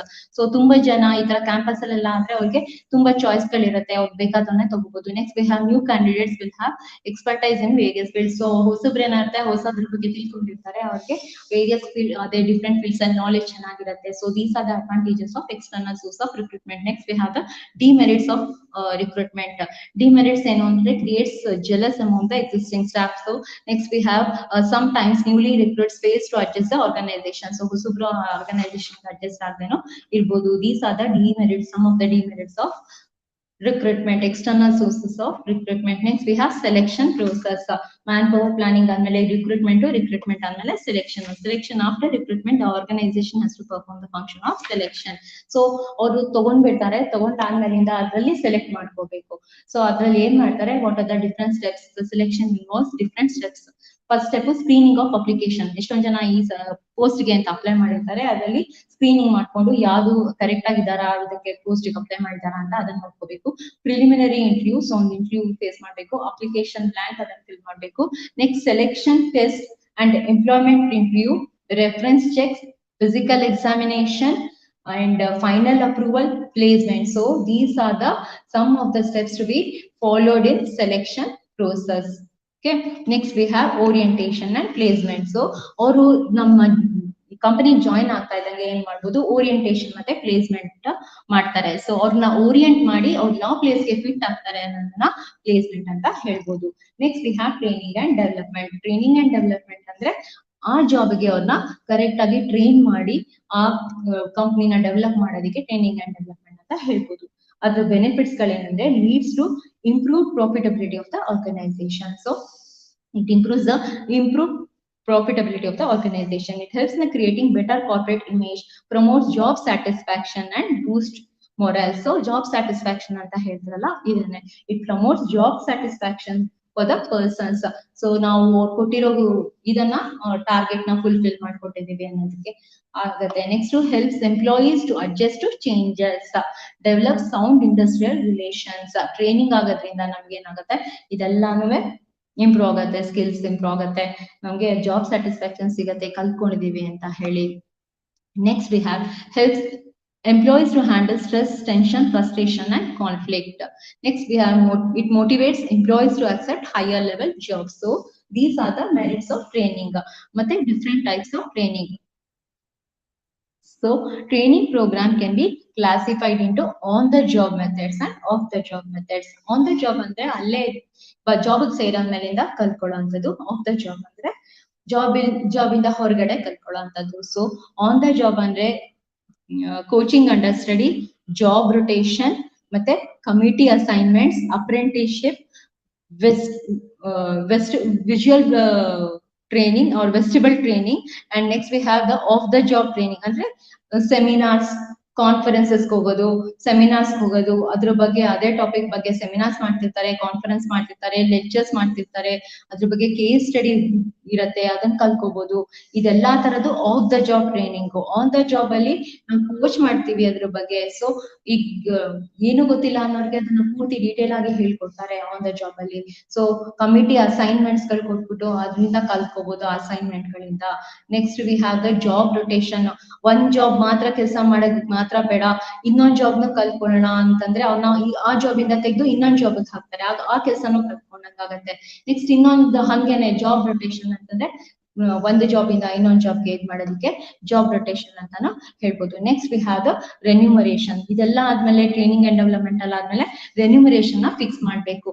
It is kind of compensation provided monetarily to the employees for their work. So ಮಾಡ್ತಿರೋ ಕೆಲಸ ಮತ್ತೆ ಅವ್ರ ಪರ್ಫಾರ್ಮೆನ್ಸ್ಗೆ ನಾವೊಂದು ದುಡ್ಡು ಅಂತ, ಮತ್ತೆ ಅವ್ರ ಸ್ಕಿಲ್ಸ್ಗೆ ಎಲ್ಲಾ ತರ ಇದ್ರಲ್ಲಿ ಅವ್ರಿಗೆ ದುಡ್ಡು ಅಂತ ಫಿಕ್ಸ್ ಮಾಡ್ಬೇಕು. Remuneration forms an important monetary incentives for the employees.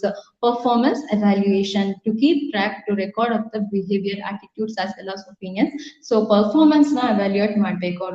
ಅವರು ಪರ್ಫಾರ್ಮೆನ್ಸ್ ಅಂದ್ರೆ ಅವ್ರು ಹೇಗೆ ಕೆಲಸ ಮಾಡ್ತಾ ಇದಾರೆ, ಅವ್ರದ್ದು ಹೇಗಿದೆ ಅವ್ರದ್ದು ವರ್ಕ್ ಇದು ಅಂತ ಹೇಳಿ ಅದಕ್ಕೆ ಪರ್ಫಾರ್ಮೆನ್ಸ್ ಅಂತ ಹೇಳ್ಬೋದು. ಅದನ್ನ ಎವಾಲ್ಯೂಯೇಟ್ ಮಾಡಕ್ಕೆ ಡಿಫ್ರೆಂಟ್ ಟೆಕ್ನಿಕ್ಸ್ ಗಳಿರುತ್ತೆ. ಆ ಟೆಕ್ನಿಕ್ಸ್ ಗಳನ್ನೆಲ್ಲ ಯೂಸ್ ಮಾಡ್ಕೊಂಡು ಇವರು ಪ್ರಮೋಷನ್ ಕೊಡ್ಬೇಕಾ ಇಲ್ಲ ಟ್ರಾನ್ಸ್ಫರ್ ಕೊಡ್ಬೇಕಾ ಎಂಪ್ಲಾಯಿದು ಅಂತ ಹೇಳಿ ಅವರು ಪರ್ಫಾರ್ಮೆನ್ಸ್ ಅಪ್ರೈಸಲ್ ಅಥವಾ ಪರ್ಫಾರ್ಮೆನ್ಸ್ ಎವ್ಯಾಲ್ಯೂಯೇಷನ್ ನ ಮಾಡ್ತಾರೆ. So this is another step of start.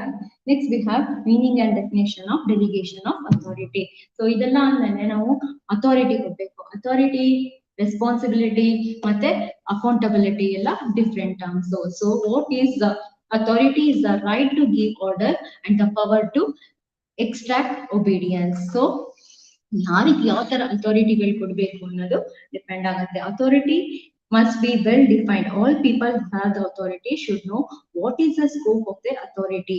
So ಅವ್ರಿಗೆ ಕೊಟ್ಟಿದ್ದಾರೆ ಅಥಾರಿಟಿ ಅಂತ ಹೇಳಿ ನಾವು ಯಾವ ತರ ಇದನ್ನ ಮಿಸ್ಯೂಸ್ ಮಾಡ್ಕೊಳ್ಳೋದು ಆ ತರ ಎಲ್ಲ ಮಾಡಕ್ಕಾಗಬಾರ್ದು. So delegation of the authority to someone else does not imply escaping from accountability. Accountability still rests with the person having the utmost authority. So authority ಇರೋರ್ಗು ಅಕೌಂಟಬಿಲಿಟಿ ಕೊಡಬಾರ್ದು ಅಂತೇನಿಲ್ಲ, ಅವರು ಅಕೌಂಟಬಿಲಿಟಿನೂ ಕೊಡ್ಬೇಕು. Accountability means giving explanations for any variances in the actual performance from the expectations set. So ನಾವೇನೋ ಒಂದು expectations ಎಲ್ಲ ಇಟ್ಕೊಂಡು ಅದನ್ನ ನಾವು ಇದ್ ಮಾಡಿರ್ತೀವಿ, ಅದಕ್ಕೆ ನಾವು ಅಕೌಂಟಬಿಲಿಟಿ ಅದ್ರಲ್ಲಿ ಏನಾದ್ರು ವೇರಿಯೇಷನ್ ಆಯ್ತು ಹಿಂಗಾಯ್ತು ಅಂದ್ರೆ ಯಾಕೆ ವೇರಿಯೇಷನ್ ಆಯ್ತು, ನಮ್ಮ ಆಕ್ಚುಯಲ್ ಪರ್ಫಾರ್ಮೆನ್ಸ್ಗೆ ಮತ್ತೆ ಎಕ್ಸ್ಪೆಕ್ಟೆಡ್ ಪರ್ಫಾರ್ಮೆನ್ಸ್ಗೆ ಏನ್ ಚೇಂಜಸ್ ಇದೆ ಅದಕ್ಕೆಲ್ಲ ನಾವು ಅಕೌಂಟಬಿಲಿಟಿ ಕೊಡ್ಬೇಕು. Next responsibility. Responsibility is the duty of the person to complete the task assign to him. ಅವ್ರಿಗೆ ನಿಮ್ ಜವಾಬ್ದಾರಿ ಏನು, ಈಗ ನಮ್ಗೆ ಇಷ್ಟು ಕೊಟ್ಟಿದ್ದಾರೆ, ಈ ಯೂನಿಟ್ ಇಷ್ಟನ್ನ ಕಂಪ್ಲೀಟ್ ಮಾಡ್ಬೇಕು. So this is our responsibility. So ಅದಕ್ಕೆ ನಾವು ಈ ಇಷ್ಟನ್ನು ಕವರ್ ಮಾಡ್ಬೇಕಾಗಿರೋದು ನಮ್ ರೆಸ್ಪಾನ್ಸಿಬಿಲಿಟಿ. ಹಂಗೇನೆ ಅದು ರೆಸ್ಪಾನ್ಸಿಬಿಲಿಟಿ ಸ್ಟೆಪ್ ಆ ಇಂಡಸ್ಟ್ರಿ ಅವ್ರದ್ದು ರೆಸ್ಪಾನ್ಸಿಬಿಲಿಟಿ ಇರುತ್ತೆ. ಸೊ ನಮ್ಗೆ ಇಷ್ಟು ಕೊಟ್ಟಿದ್ದಾರೆ ಜವಾಬ್ದಾರಿ, ಈ ಜವಾಬ್ದಾರಿನ ಈ ಟೀಮ್ ಕಡೆ ಇಷ್ಟನ್ನು ನಿಭಾಯಿಸಬೇಕು ಅನ್ನೋದು. So that is responsibility. Steps in delegation of authority. So what are the different steps involved in delegation of authority? First is assignment of task and duties, granting of authority, creating responsibility and accountability. Assignment of duties. So ಯಾವ duties ಏನೇನ್ assign ಮಾಡ್ಬೇಕು ಅನ್ನೋದು first step. Next we have granting of authority. Assign ಮಾಡಾದ್ಮೇಲೆ ಏನ್ ಮಾಡ್ಬೇಕು, ಯಾವ ತರ ಅಥಾರಿಟಿನ grant ಮಾಡ್ಬೇಕು ಅಂತ ಹೇಳಿ. Creating responsibility and accountability. Same is accountability and responsibility na create ಮಾಡಬೇಕು. Next we have importance. It enables the managers to distribute their work load to others, helps in making quick decisions. ಆಮೇಲೆ meaning of responsibility. ಇದಿಷ್ಟು authority ಆಯ್ತು. ಮತ್ತೆ responsibility ಅಂತಂದ್ರೆ it is the obligation of subordinate to perform the work assign to him. So ಅದನ್ನ ಹೇಳ್ದಲ್ಲ ಜವಾಬ್ದಾರಿ. Next responsibility arises out of superior subordinate relationship in which subordinate agrees to carry out duty given to him. Authority andre enandre it is attached to the position of a superior in concern. So authority ಸ್ವಲ್ಪ higher, responsibility authority involves responsibility and accountability. Responsibility ಆದ್ರೆ subordinate ಮತ್ತೆ ಅವ್ರ ಸುಪೀರಿಯರ್ದು relationship ನ build ಮಾಡೋದಕ್ಕೆ use ಮಾಡ್ತೀವಿ. Authority can be delegated by a superior to a subordinate but responsibility can not be shifted and is absolute. So responsibility supervisor ದೇ ಒಂದು responsibility ಇರುತ್ತೆ, ಅವ್ರ ಸುಪೀರಿಯರ್ ದೇ ಒಂದು ರೆಸ್ಪಾನ್ಸಿಬಿಲಿಟಿ ಇರುತ್ತೆ, ಅವ್ರದ್ದು ಸಬಾರ್ಡಿನೇಟ್ಸ್ ದೇ ಒಂದು ರೆಸ್ಪಾನ್ಸಿಬಿಲಿಟಿ ಇರುತ್ತೆ. ಸೊ ಅದನ್ನ ನಾವು ಒಬ್ರಿಂದ ಒಬ್ರಿಗೆ ಶಿಫ್ಟ್ ಮಾಡಕ್ಕೆ ಆಗೋದಿಲ್ಲ. It flows from top to bottom, it flows from bottom to top. So ಅಥಾರಿಟಿನಲ್ಲಿ ಏನಾಗುತ್ತೆ ಟಾಪ್ ಟು ಬಾಟಮ್ ಆಗುತ್ತೆ, ಬಟ್ ರೆಸ್ಪಾನ್ಸಿಬಿಲಿಟಿ ಏನಾಗುತ್ತೆ ಬಾಟಮ್ ಟು ಟಾಪ್ ಆಗುತ್ತೆ. So these are the difference between authority and delegation, responsibility. Next we have guidelines for making delegation effective. So ಚೆನ್ನಾಗಿ ಆಗ್ಬೇಕು ನಮ್ದು delegation effective ಆಗಬೇಕು ಅಂದ್ರೆ we should define objectives clearly to subordinates for meaningful delegations. Appropriately defining authority and responsibility. So correct ಆಗಿ ನಮ್ದು ಏನ್ responsibility ಮತ್ತೆ ಏನು ಅಥಾರಿಟಿ ಅನ್ನೋದನ್ನ ಕರೆಕ್ಟ್ ಆಗಿ ಕೊಡ್ಬೇಕು. Giving positive incentives to subordinates for accepting responsibility. So positive intensive ಕೊಟ್ಬಿಟ್ಟು ಅವ್ರಿಗೆ ರೆಸ್ಪಾನ್ಸಿಬಿಲಿಟಿ ಅನ್ನ ಅಕ್ಸೆಪ್ಟ್ ಮಾಡ್ಕೊಳ್ಳಂಗ್ ಇರ್ಬೇಕು. Creating good work culture and environment and climate which is free from fear and frustration. So ಅವ್ರಿಗೆ ಭಯ ಹುಟ್ಟಿಸ್ಬಾರ್ದು, ಮುಗಿದ್ ಕೊಟ್ಬಿಡಿದ್ರೆ ನೀವು ಹಿಂಗೆ ಮಾಡ್ಬೇಕು ಅಂತ. ಸೊ ಆ ತರ ಇಲ್ದೇ ಇರೋಂಗ್ ಇರ್ಬೇಕು ಅದು. It should be good culture and environment. For making proper use of delegated authority, subordinates should be given adequate training and development. ನಮಗೆ ಟ್ರೈನಿಂಗ್ ಅಂಡ್ ಡೆವಲಪ್ಮೆಂಟ್ ಕೊಡ್ಬೇಕು ಅವ್ರಿಗೆ. Developing proper control techniques. So next ನಾವು control techniques direction ಅನ್ನು complete ಮಾಡ್ಕೋಬೇಕು ಇನ್ನ ಸ್ವಲ್ಪ classes units ಅಲ್ಲಿ. Providing free and open lines of communication. Communication is also very much important to enable the subordinates to get help of the manager in discharging their duties. Next we have the direction. So ಇದಿಷ್ಟು ಆದ್ಮೇಲಿಂದ ನಾವು direct ಮಾಡಬೇಕು. Delegate ಮಾಡಾದ್ಮೇಲೆ direct ಮಾಡಬೇಕು. Meaning and definition of direction. So directing consists of the process and techniques utilized in issuing instructions and making certain that operations are carried out in an originally planned. So ನಾವು ಹೆಂಗ್ plan ಮಾಡಿದೀವಿ ಅದನ್ನ correct ಆಗಿ work ಆಗ್ತಾ ಇದೆಯಾ ಅಲ್ವಾ ಅನ್ನೋದಕ್ಕೆ ನಾವು ಡೈರೆಕ್ಟ್ ಮಾಡ್ಬೇಕು ಅವ್ರನ್ನ. So what are the features of direction? Purposive function. So ಏನೇನ್ ಮ್ಯಾನೇಜ್ಮೆಂಟ್ ಫಂಕ್ಷನ್ಸ್ ಎಲ್ಲ ಆಗೇ ಆಗುತ್ತೆ. Continuous activity, human factor, it's a human factor, creative activity, executive function, delegate function. So ಇದೆಲ್ಲದುವೆ ಮತ್ತೆ ಡೈರೆಕ್ಷನ್ ಫೀಚರ್ಸ್ ಅಥವಾ ಕ್ಯಾರೆಕ್ಟರಿಸ್ಟಿಕ್ಸ್. ಇದು ಇಂಪಾರ್ಟೆನ್ಸ್. ಏನ್ important role play ಮಾಡುತ್ತೆ ಇದು? It initiates actions. So it integrates efforts and it also means of motivation. Idu means of motivation. It provides stability. Namge stability provide ಮಾಡುತ್ತೆ direct ಮಾಡೋದ್ರಿಂದ. ನೀವು follow ಮಾಡೋ ಈ ಡೈರೆಕ್ಷನ್ ಅಲ್ಲಿ ಮಾಡು ಅಂತ ಹೇಳಿ. Coping with the changes. ಇದು ನಮ್ಗೆ ಏನ್ ಚೇಂಜಸ್ ಇದೆ ಅದನ್ನ ಕೋಪ್ ಅಪ್ ಮಾಡ್ಕೊಳ್ಳೋದಕ್ಕೂ ಡೈರೆಕ್ಟ್ ಮಾಡೋದ್ರಿಂದ ಹೆಲ್ಪ್ ಆಗುತ್ತೆ. Efficient utilization of resources. So efficient utilization of resources is common in all the functions of management. Next we have principles of direction. ಏನೇನ್ principal direction ಅಂದ್ರೆ harmony of objectives, maximum individual contribution, unity of direction, efficiency, direct supervision, feedback information, effective communication, efficient control, comprehension, follow through. So these are some of the principles of direction. ಇದೆಲ್ಲಾನು direction follow ಮಾಡುತ್ತೆ, follow through ಮಾಡುತ್ತೆ. ಇದೆಲ್ಲದು ಬೇಕೇ ಬೇಕು. Next we have requirements of effective direction. So ಡೈರೆಕ್ಷನ್ಗೆ ಏನೇನ್ important ಅಂದ್ರೆ direction should be clear and easily understandable. ನಾವು ಏನ್ ಡೈರೆಕ್ಟ್ ಮಾಡ್ತೀವಿ ಅದು ಕರೆಕ್ಟ್ ಆಗಿ ಅರ್ಥ ಆಗೋಗಿರ್ಬೇಕು. Next direction must be compatible and overall objectives of the organization. Directs must follow the chain of command. So chain of command nadu follow ಮಾಡಬೇಕು. Next next we have the functions of supervisor.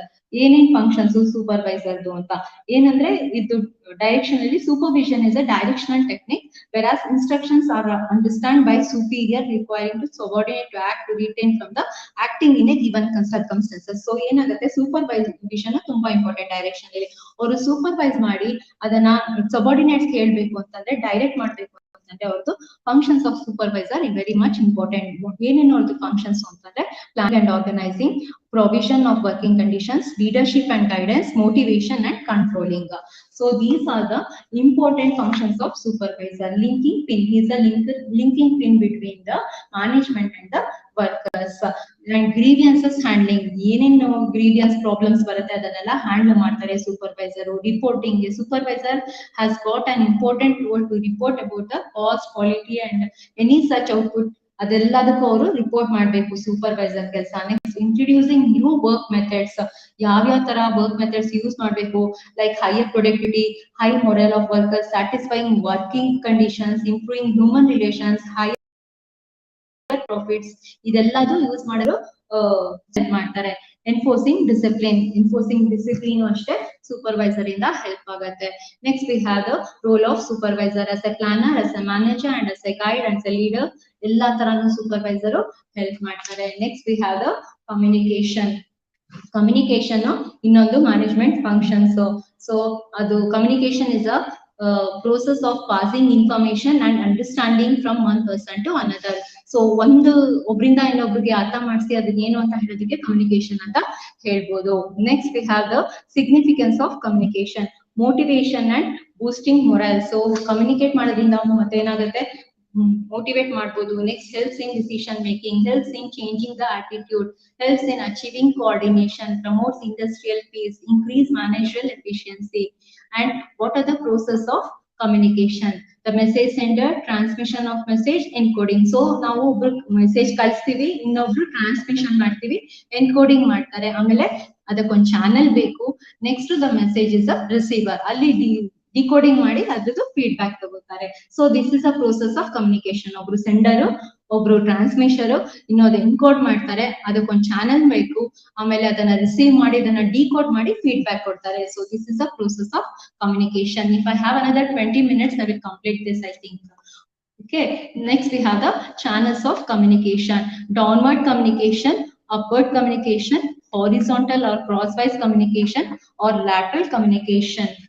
Next we have the types of communication. Channels of communication ಹೆಂಗೆ ಅಂತಂದ್ರೆ, ಇಲ್ಲಿ ಒಂದು channel ಬೇಕು ಅಂತ ಹೇಳೋಣಲ್ಲ, ಒಂದು input, ಅದು sender, ಇನ್ನೊಂದು ಟ್ರಾನ್ಸ್ಮಿಷನ್, ಒಂದ್ ಕಡೆ ಎನ್ಕೋಡ್ ಆಗುತ್ತೆ, ಇನ್ನೊಂದು ಚಾನಲ್ ಇರುತ್ತೆ, ಅದ್ರ ಕಡೆ ರಿಸೀವ್ ಮಾಡ್ಕೊಳ್ತಾರೆ, ಡಿಕೋಡ್ ಮಾಡ್ಕೊಳ್ತಾರೆ, ಮತ್ತೆ ಫೀಡ್ಬ್ಯಾಕ್ ತಗೊಳ್ತಾರೆ.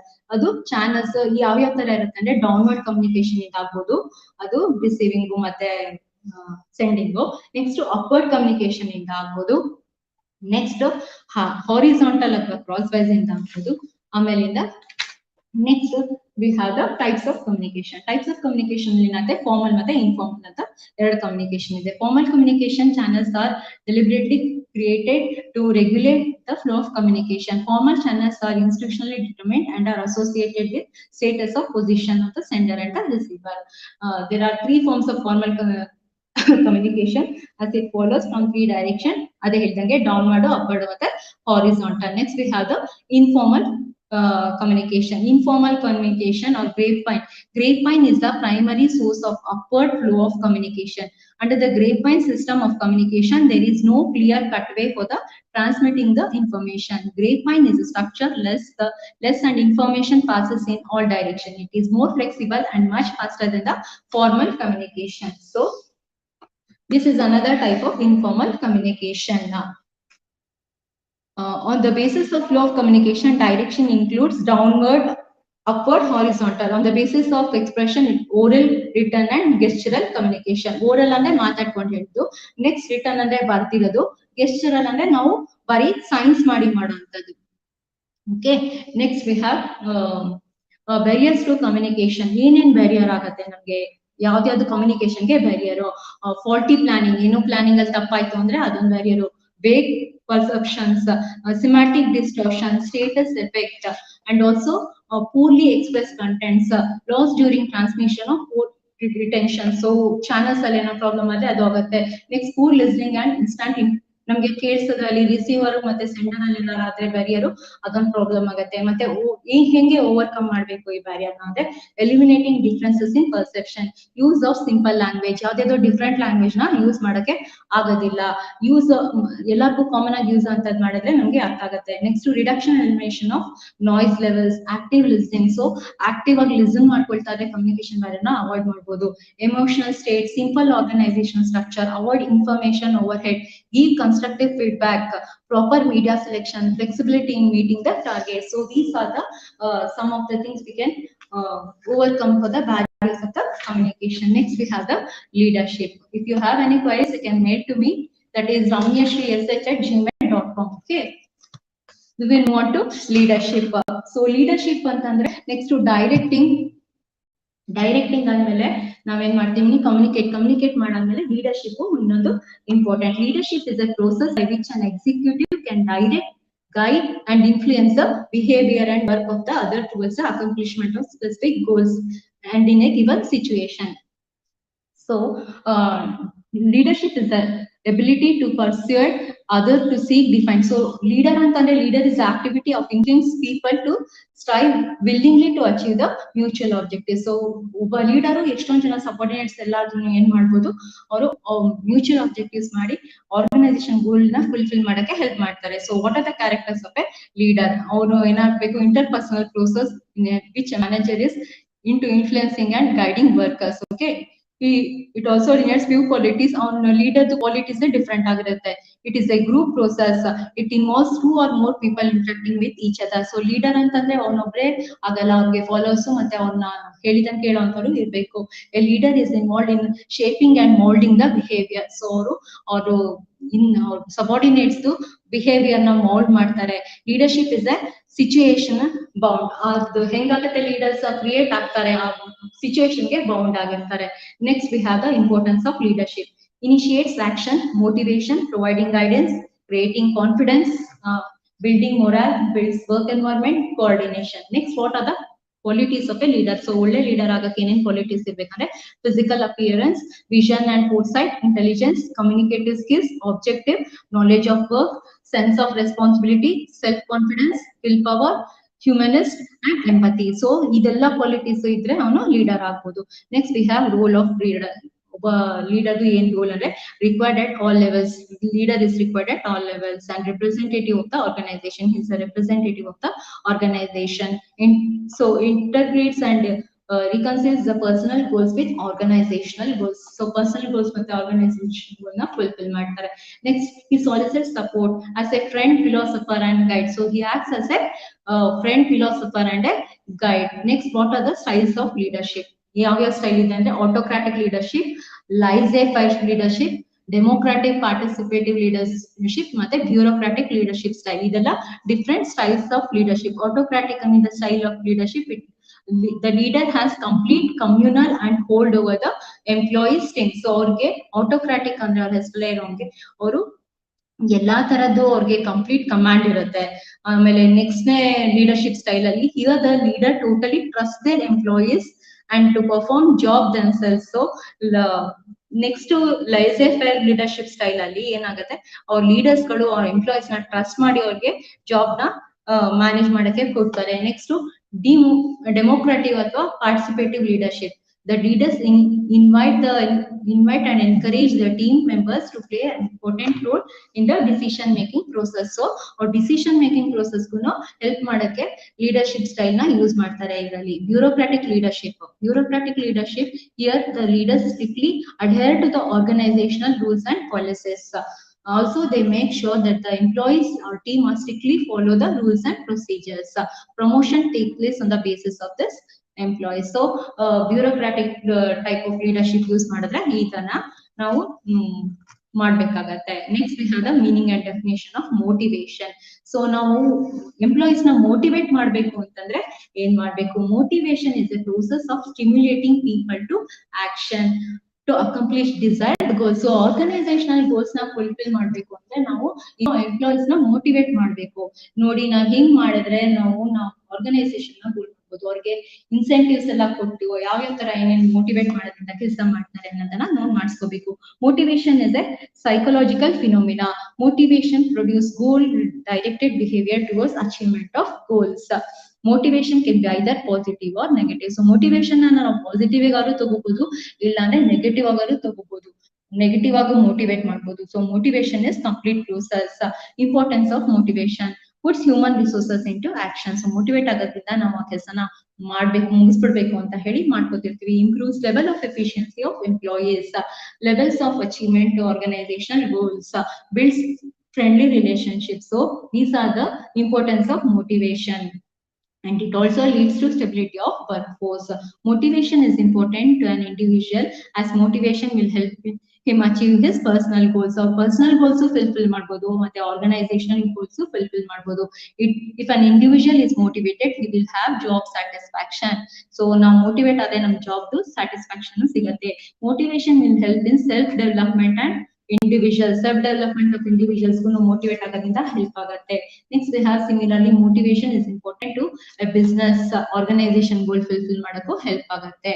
Next we have the theories of motivations. This is an important topic for the examination. So Abraham Maslow's need hierarchy theory. Need hierarchy theory. So ನಮ್ ನೀಡ್ ಹೇಗಿದೆ ಅಂತ ಅಂದ್ರ ಮೇಲೆ ಇವರು ಹೈರಾರ್ಕಿ ತಗೊಂಡು Abraham Maslow's theory, Maslow's hierarchy need theory ಅಂತಾನೆ ಇದೆ ಇದು. ಸೊ ಫಿಸಿಯೋಲಜಿಕಲ್ ನೀಡ್ಸ್ ಒಂದು, ಆಮೇಲೆ ಸೆಕ್ಯೂರಿಟಿ ಆರ್ ಸೇಫ್ಟಿ ನೀಡ್ಸ್, ಆಮೇಲೆ social needs, esteem needs, need for self actualisation. First ಏನ್ ಬರುತ್ತೆ, ಫಿಸಿಯೋಲಜಿಕಲ್ ನೀಡ್ಸ್ ಬರುತ್ತೆ. ಮಾಸ್ಲೋ ಏನ್ ಮಾಡ್ತಾರೆ, important needs sustaining like food, water, warmth ಅದೆಲ್ಲ ಫಿಸಿಯೋಲಜಿಕಲ್ ನೀಡ್ಸ್. ನೆಕ್ಸ್ಟ್ ಏನ್ ಬರುತ್ತೆ, ಸೇಫ್ಟಿ ನೀಡ್ಸ್ ಬರುತ್ತೆ ಅದ್ಮೇಲೆ. These are the needs for free of physical danger and of fearing of losing a job, property, food or shelter. ಏನಾಗುತ್ತೆ, ನಮ್ಗೆ ಆಸೆ ತೋರ್ಸೋದು.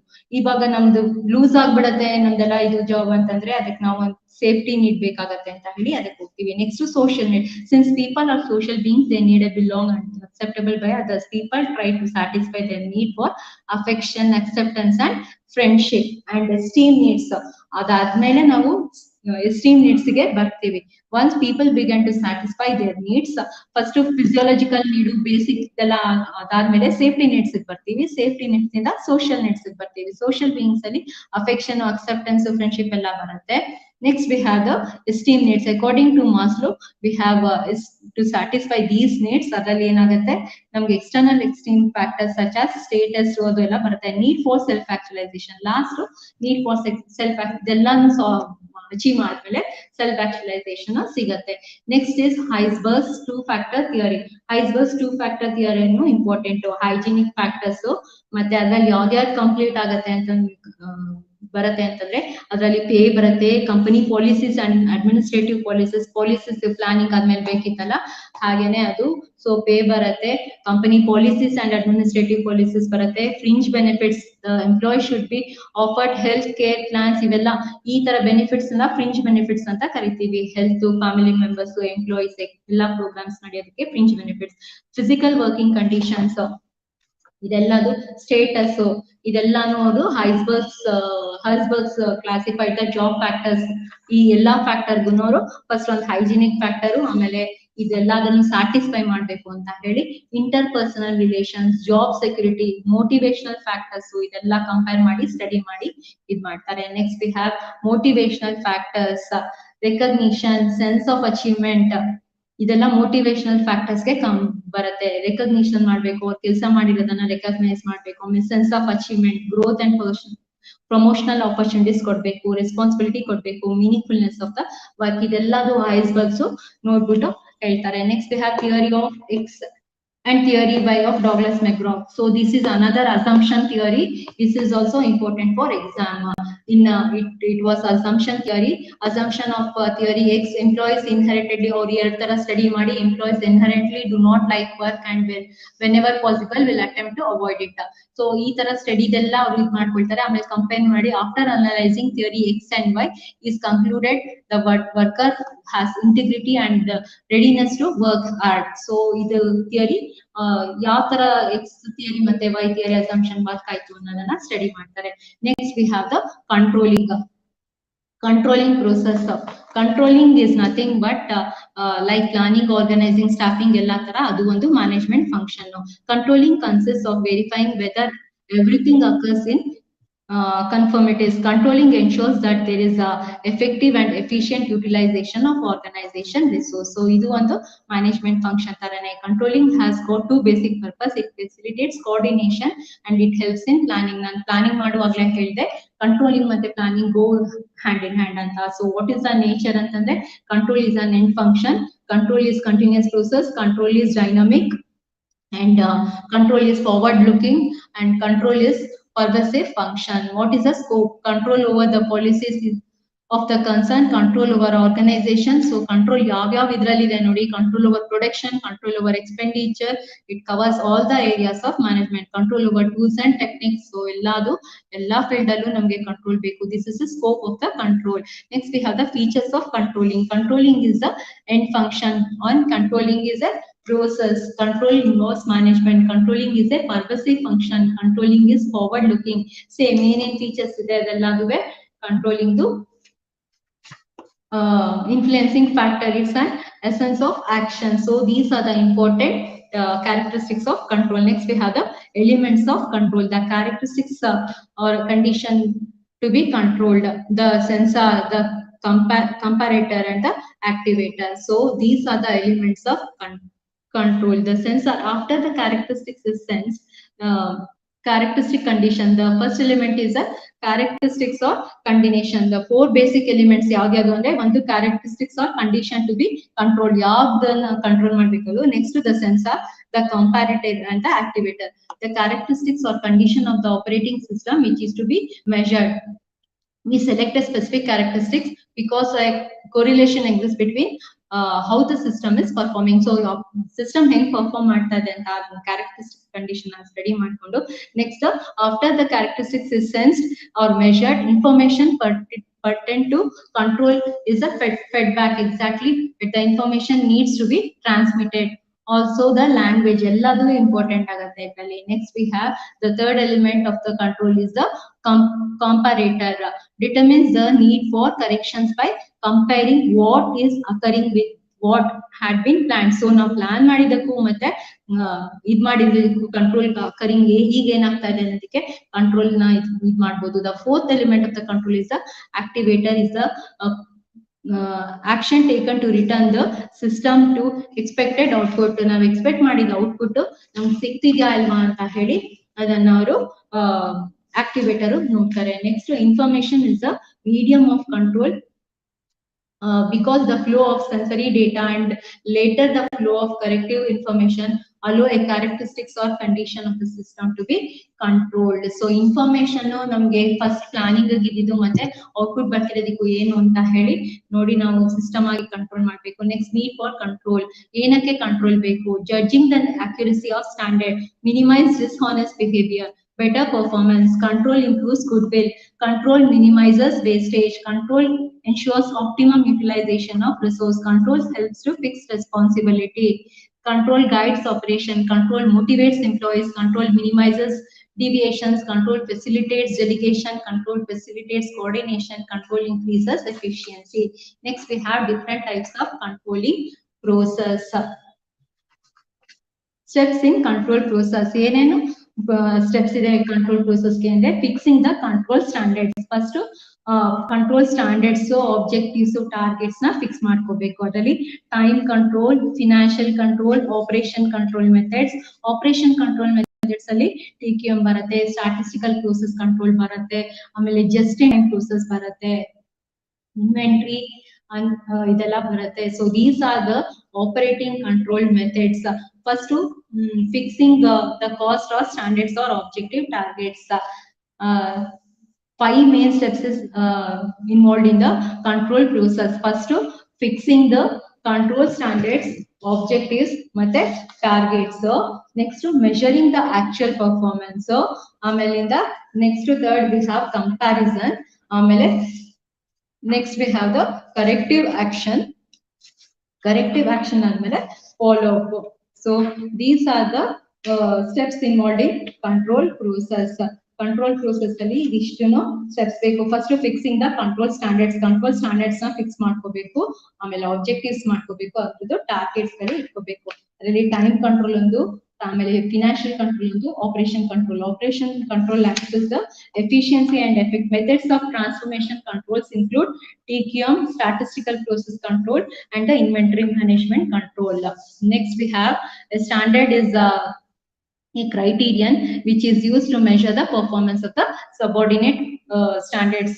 May be of two types. ನನ್ನ standards ಅವಾಗಲೇ explain ಮಾಡಿದೆ, qualitative ಮತ್ತೆ quantitative ಹೇಗಿರುತ್ತೆ ಅಂತ. ಸ್ಟ್ಯಾಂಡರ್ಡ್ಸ್ ಯಾಕೆ ಬೇಕು ಅಂತಾನು ಹೇಳಿದೆ ಒನ್ ಸಿಂಗಲ್ ಯೂಸ್ ಪ್ಲಾನ್ಸ್ ಅಲ್ಲಿ. Next, the standards May include quality of services, quality of products, and quality of management, etc. Next we have the measuring the actual performance.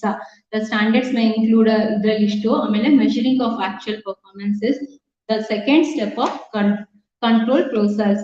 So performance ನ measure ಮಾಡ್ಬೇಕಾಗತ್ತೆ ನಾವು. performance measure ಮಾಡೋದಕ್ಕೆ ಅದು second step. After 1 month ಎಲ್ಲ ಆದ್ಮೇಲೆ ಯಾವ ತರ ಹೆಂಗಾಗಿದೆ performance ಅವ್ರದ್ದು ಅಂತ ಚೆಕ್ ಮಾಡಬೇಕು. Next we have the comparison, positive deviation and negative deviation. Positive deviation means actual performance are better than the established standards.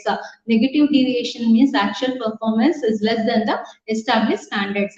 These standards includes market position standards, productivity standards, product leadership standards, employee attitude and social responsibility. Compare ಮಾಡಕ್ಕೆ ಯಾವ್ದು ಬೇಕು ಅಂತ. Next we have corrective actions. So ಇದಕ್ಕೆ ಏನೇನ್ correction ಬೇಕು ಅನ್ನೋದನ್ನ ನಾವು ನೋಡ್ಬೇಕಾಗತ್ತೆ. So corrective action ಏನು ಅಂತ ನೋಡ್ಕೊಳ್ಬೇಕು. Next we have the follow up. So corrective action ತಗೊಂಡ್ಮೇಲೆ ಫಾಲೋ ಅಪ್ ತಗೊಂಡು ಅದನ್ನ ಏನೇನ್ ಸರಿ ಮಾಡ್ಬೇಕು ಅನ್ನೋದನ್ನ ನೋಡ್ಕೋಬೇಕು. Next we have types of control: feed forward control, concurrent control, feedback control. Feed forward control ಅಂದ್ರೆ focuses on the regulation of inputs to ensure that they meet the standard necessary for the transformation process. So inputs ಹಾಕಿ ಅದ್ರದ್ದು process ಆಗಿ transformation process ಹೆಂಗ್ ಬರುತ್ತೆ standards use ಮಾಡಿ ಅನ್ನೋದಕ್ಕೆ feed forward control anta karibodhu. Concurrent control involves the regulation of ongoing activities that are part of the transformation process to ensure that conform to the organization standards. So organization standards ಏನಿದೆ ಅದನ್ನ confirmed ಆಗಿ ಅದು process ಮಾಡೋದಕ್ಕೆ concurrent control ಅಂತ ಹೇಳ್ಬೋದು. Feedback control is regulation exercised after a product or service has been completed in order to ensure that final output meets. So final output ಆಗತ್ತಾ ಅಂತ ನೋಡೋದಕ್ಕೆ ನಾವು ಇದನ್ನ feedback control ಮಾಡ್ಕೋಬಹುದು. Feedback control is used when feed forward or concurrent controls are not feasible or too costly. So next we have multiple control system, the degree to which human directions. So these are some of the types of controls. Next, types of controlling. There are 5 types of controlling: standardizing controlling, persevering controlling, delegation of authority control, measurement control, motivating control. Motivating control andre motivation includes promotions, rewards adella. Measurement alli budgets, standard cost adella barutte. Delegation of authority nalli idella brittu controlling the types of controlling agutte. So this finishes unit. Next we have the essentials of effective control system. Effective control systems ಏನಾಗಬೇಕು ಅಂತ feedback ತಗೊಳಕ್ಕೆ, objective, suitability ಇದೆಲ್ಲ features of control system. Promote reporting ಗೆ, forward looking ಗೆ, and pointing out exceptions, so flexible, economy, intelligible, suggest remedial action, motivation. So ಇದೆಲ್ಲ essential effective control ಗೆ characteristics. Problems of control process. So control process ಅಲ್ಲಿ ಏನೇನ್ problems ಬರ್ಬೋದು ಅಂತಂದ್ರೆ dynamism of the environment, information overload, dynamism of the environment ಅಂದ್ರೆ step in factors, social, technical, economic, political, ಇವೆಲ್ಲ environmental factors, so natural factors. These factors are dynamic in nature and it can change both the magnitude and so environment conditions which would be in existence at that time of the making plans. So ಇದೊಂದು problem of control process. Information overhead. Next to defective standards. ನಾವು standards ಮಾಡ್ಕೊಳ್ಳೋದ್ರಲ್ಲಿ ನಾವು defective ಆದ್ರೆ so ಅದು ಒಂದು problem of control ಆಗುತ್ತೆ. Employees resistance, ನಾವು ಹಾಕಿರೋ ಸ್ಟ್ಯಾಂಡರ್ಡ್ಸ್ ಗೆ ಅದಕ್ಕೆಲ್ಲ ಎಂಪ್ಲಾಯಿ ರೆಸಿಸ್ಟ್ ಮಾಡ್ಬೋದು. Next we have the advantages of control. Adjustments in operation, verification of policy. So operation ಮಾಡೋದಕ್ಕೆ ಅಡ್ಜಸ್ಟ್ ಮಾಡೋಕ್ಕೆ ಕಂಟ್ರೋಲ್ ಯೂಸ್ ಮಾಡ್ಬೋದು, ಕಂಟ್ರೋಲಿಂಗ್ ಇಂದ ಸಹಾಯ ಆಗುತ್ತೆ. ವೆರಿಫಿಕೇಶನ್ ಆಫ್ ಪಾಲಿಸೀಸ್ ಮಾಡಿರುತ್ತೆ, ಮ್ಯಾನೇಜರಲ್ ಅಕೌಂಟಬಿಲಿಟಿ ಆಗಿರುತ್ತೆ, ಮತ್ತೆ ಸೈಕಲಾಜಿಕಲ್ ಪ್ರೆಷರ್ ಆಗುತ್ತೆ. Maintaining morality, coordination is important advantage, and efficiency. So controlling ಇಂದ efficiency improve ಆಗುತ್ತೆ. Next we have the limitations of control. Control process has some limitations. That is expensive process. ಅದು ಸ್ವಲ್ಪ expensive process, difficulty in fixing responsibility, uncontrollable factors ಇರುತ್ತೆ ಕೆಲವೆಲ್ಲ, ಅದನ್ನ ನಾವು control ಮಾಡಕ್ಕಾಗಲ್ಲ, external factors ಎಲ್ಲ ಇನ್ಕ್ಲೂಡ್ ಆಗೋದ್ರಿಂದ. Next we have absence of perfect standards. Perfect standards use ಮಾಡಿದ್ರೆ ನಮ್ಗೆ ಅದು ಇಷ್ಟ ಆಗುತ್ತೆ. Next we have control techniques and recent trends in control techniques. Control techniques ಗಳಿರುತ್ತೆ, ಅದರಲ್ಲಿ ರೀಸೆಂಟೆನ್ಸ್ ಗಳು ಯಾವ್ಯಾವಿದೆ ಅಂತ ನೋಡೋಣ. First is budget and budgetary control. Budget, the term budget is derived from the French word budgetti, which means a leather bag, or budget is not budget and prepared with the help of the past expenses. So essentials of a effective budgetary control. ನಮ್ಗೆ ಏನೇನ್ ಬೇಕು budgetary control ಮಾಡಕಂದ್ರೆ efficient organization, preparing master budget ಅನ್ನು ಮಾಡಬೇಕು, ಮತ್ತೆ quick reporting ಇರಬೇಕು, flexible ಆಗಿರ್ಬೇಕು budget, support for top management. ನಮ್ಗೆ ಇಷ್ಟು ಬಜೆಟ್ ಇಟ್ಕೊಂಡು ನಾವು ಕಂಪ್ನಿ ಸ್ಟಾರ್ಟ್ ಮಾಡ್ತಿದೀವಿ, ಈ ಬಜೆಟ್ ಅಲ್ಲಿ ಇಷ್ಟೆಲ್ಲ ನಡೆಸ್ತೀವಿ ಅನ್ನೋದು ಇರಬೇಕು. So budget is very much important. Support of top management. The adoption of budgetary control system should be supported by the top management. It does not work otherwise seriously. Next we have the based on the reasonable assumptions. Next, reward and punishment, appropriate authority. So these are the essentials of budgetary control. Classification of budgets and types of budgets. ಯಾವ ತರ types ಇದೆ ಅಂತಂದ್ರೆ, ಒಂದು capital expenditure budget. ಫಸ್ಟ್ನೇದು capital expenditure budget, cash budget, time space and materials budget, production budget, sales budget, zero based budgeting. Zero based budgeting is important. So this is an important question for the examination. Non budgeting control techniques. These include statistical data, special reports and analysis. So these are the non budgeting control techniques. Budgeting control techniques ಯಾವುದು ಅಂತಂದ್ರೆ capital expenditure budget, cash budget, time space and materials budget, ಆಮೇಲೆ production budget, sales budget, zero base budget. The recent budgeting techniques is the zero base budgeting. Organization programs for all departments are divided into packages. Each package focuses on these its own goals, activities and resources. Though the different departments are at various levels of development, the starting of the budget of all packages would start at a base of zero based budget ಅನ್ನೋದು important. Next we have the non budgeting control techniques. Statistical data provides the basis for performing a number of activities for the present and future. Data act as controlling technique for the present operations. So statistical data and operational audit also known as internal audit. Internal audit specifies the results of financial operations of the company, including the company sales, ಮತ್ತೆ cost of salary. Internal audit important. Special reports and analysis. According to reports, financial reports, personal reports, sales reports, etc. provide information for reporting and control. And personal observations were non-budgeting control techniques. So operation research technique of controlling. Operation research is also an important technique of controlling. Linear programming, inventory theory, queuing theory, simulation, decision theory, game theory, network analysis. So idella techniques of operation. So ಇದೆಲ್ಲದು PERT, CPM, network analysis ಅಲ್ಲಿ PERT ಮತ್ತೆ CPM ಅಂತ ಬರುತ್ತೆ. Program evaluation and review technique ಮತ್ತೆ critical path method. So ಇದು important chapter for the examination. Network analysis ಅಲ್ಲಿ PERT ಮತ್ತೆ CPM ಅಂತ ಕೇಳ್ತಾರೆ. ಇದೆಲ್ಲ different types of controlling techniques. ಯಾವ್ದಾದ್ರು linear programming, inventory theory, queuing theory, simulation, decision theory, game theory, network analysis. Network analysis ಅಲ್ಲಿ PERT ಮತ್ತೆ CPM ಬರುತ್ತೆ. Next PERT ಅಲ್ಲಿ ಏನಂತಂದ್ರೆ ಕ್ರಿಟಿಕಲ್ ಪಾತ್ ಮೆಥಡ್. CPM ಅಂದ್ರೆ program evaluation and review technique PERT. So program ಬಗ್ಗೆ evaluate ಮಾಡಿ reviews ಕೊಡೋದಕ್ಕೆ PERT ಅಂತ ಹೇಳಿ ಡಿಫ್ರೆಂಟ್ ಟೆಕ್ನಿಕ್ ಯೂಸ್ ಮಾಡ್ತಾರೆ. ಆ technique PERT, controlling the technique. Next we have finding the total events, activities and their interrelationship with each other. So these helps the what are the operations ಏನಂದ್ರೆ non budgeting control techniques. So next we have the advantages of budgetary control. ಏನೇನು budgetary control ಇಂದ advantage ಏನಂದ್ರೆ tool for planning the activities, thinking in advance. It is a tool for planning activities. Planning activity ಇದು tool. Next thinking in advance. Budget ನಾವು ಮುಂದೆ ಏನ್ ಮಾಡ್ಬೇಕು ಅಂತ ಹೇಳಿ ಅಡ್ವಾನ್ಸ್ ಆಗಿ ಥಿಂಕ್ ಮಾಡೋದಕ್ಕೆ ಹೆಲ್ಪ್ ಮಾಡುತ್ತೆ. Next we have coordination of efforts.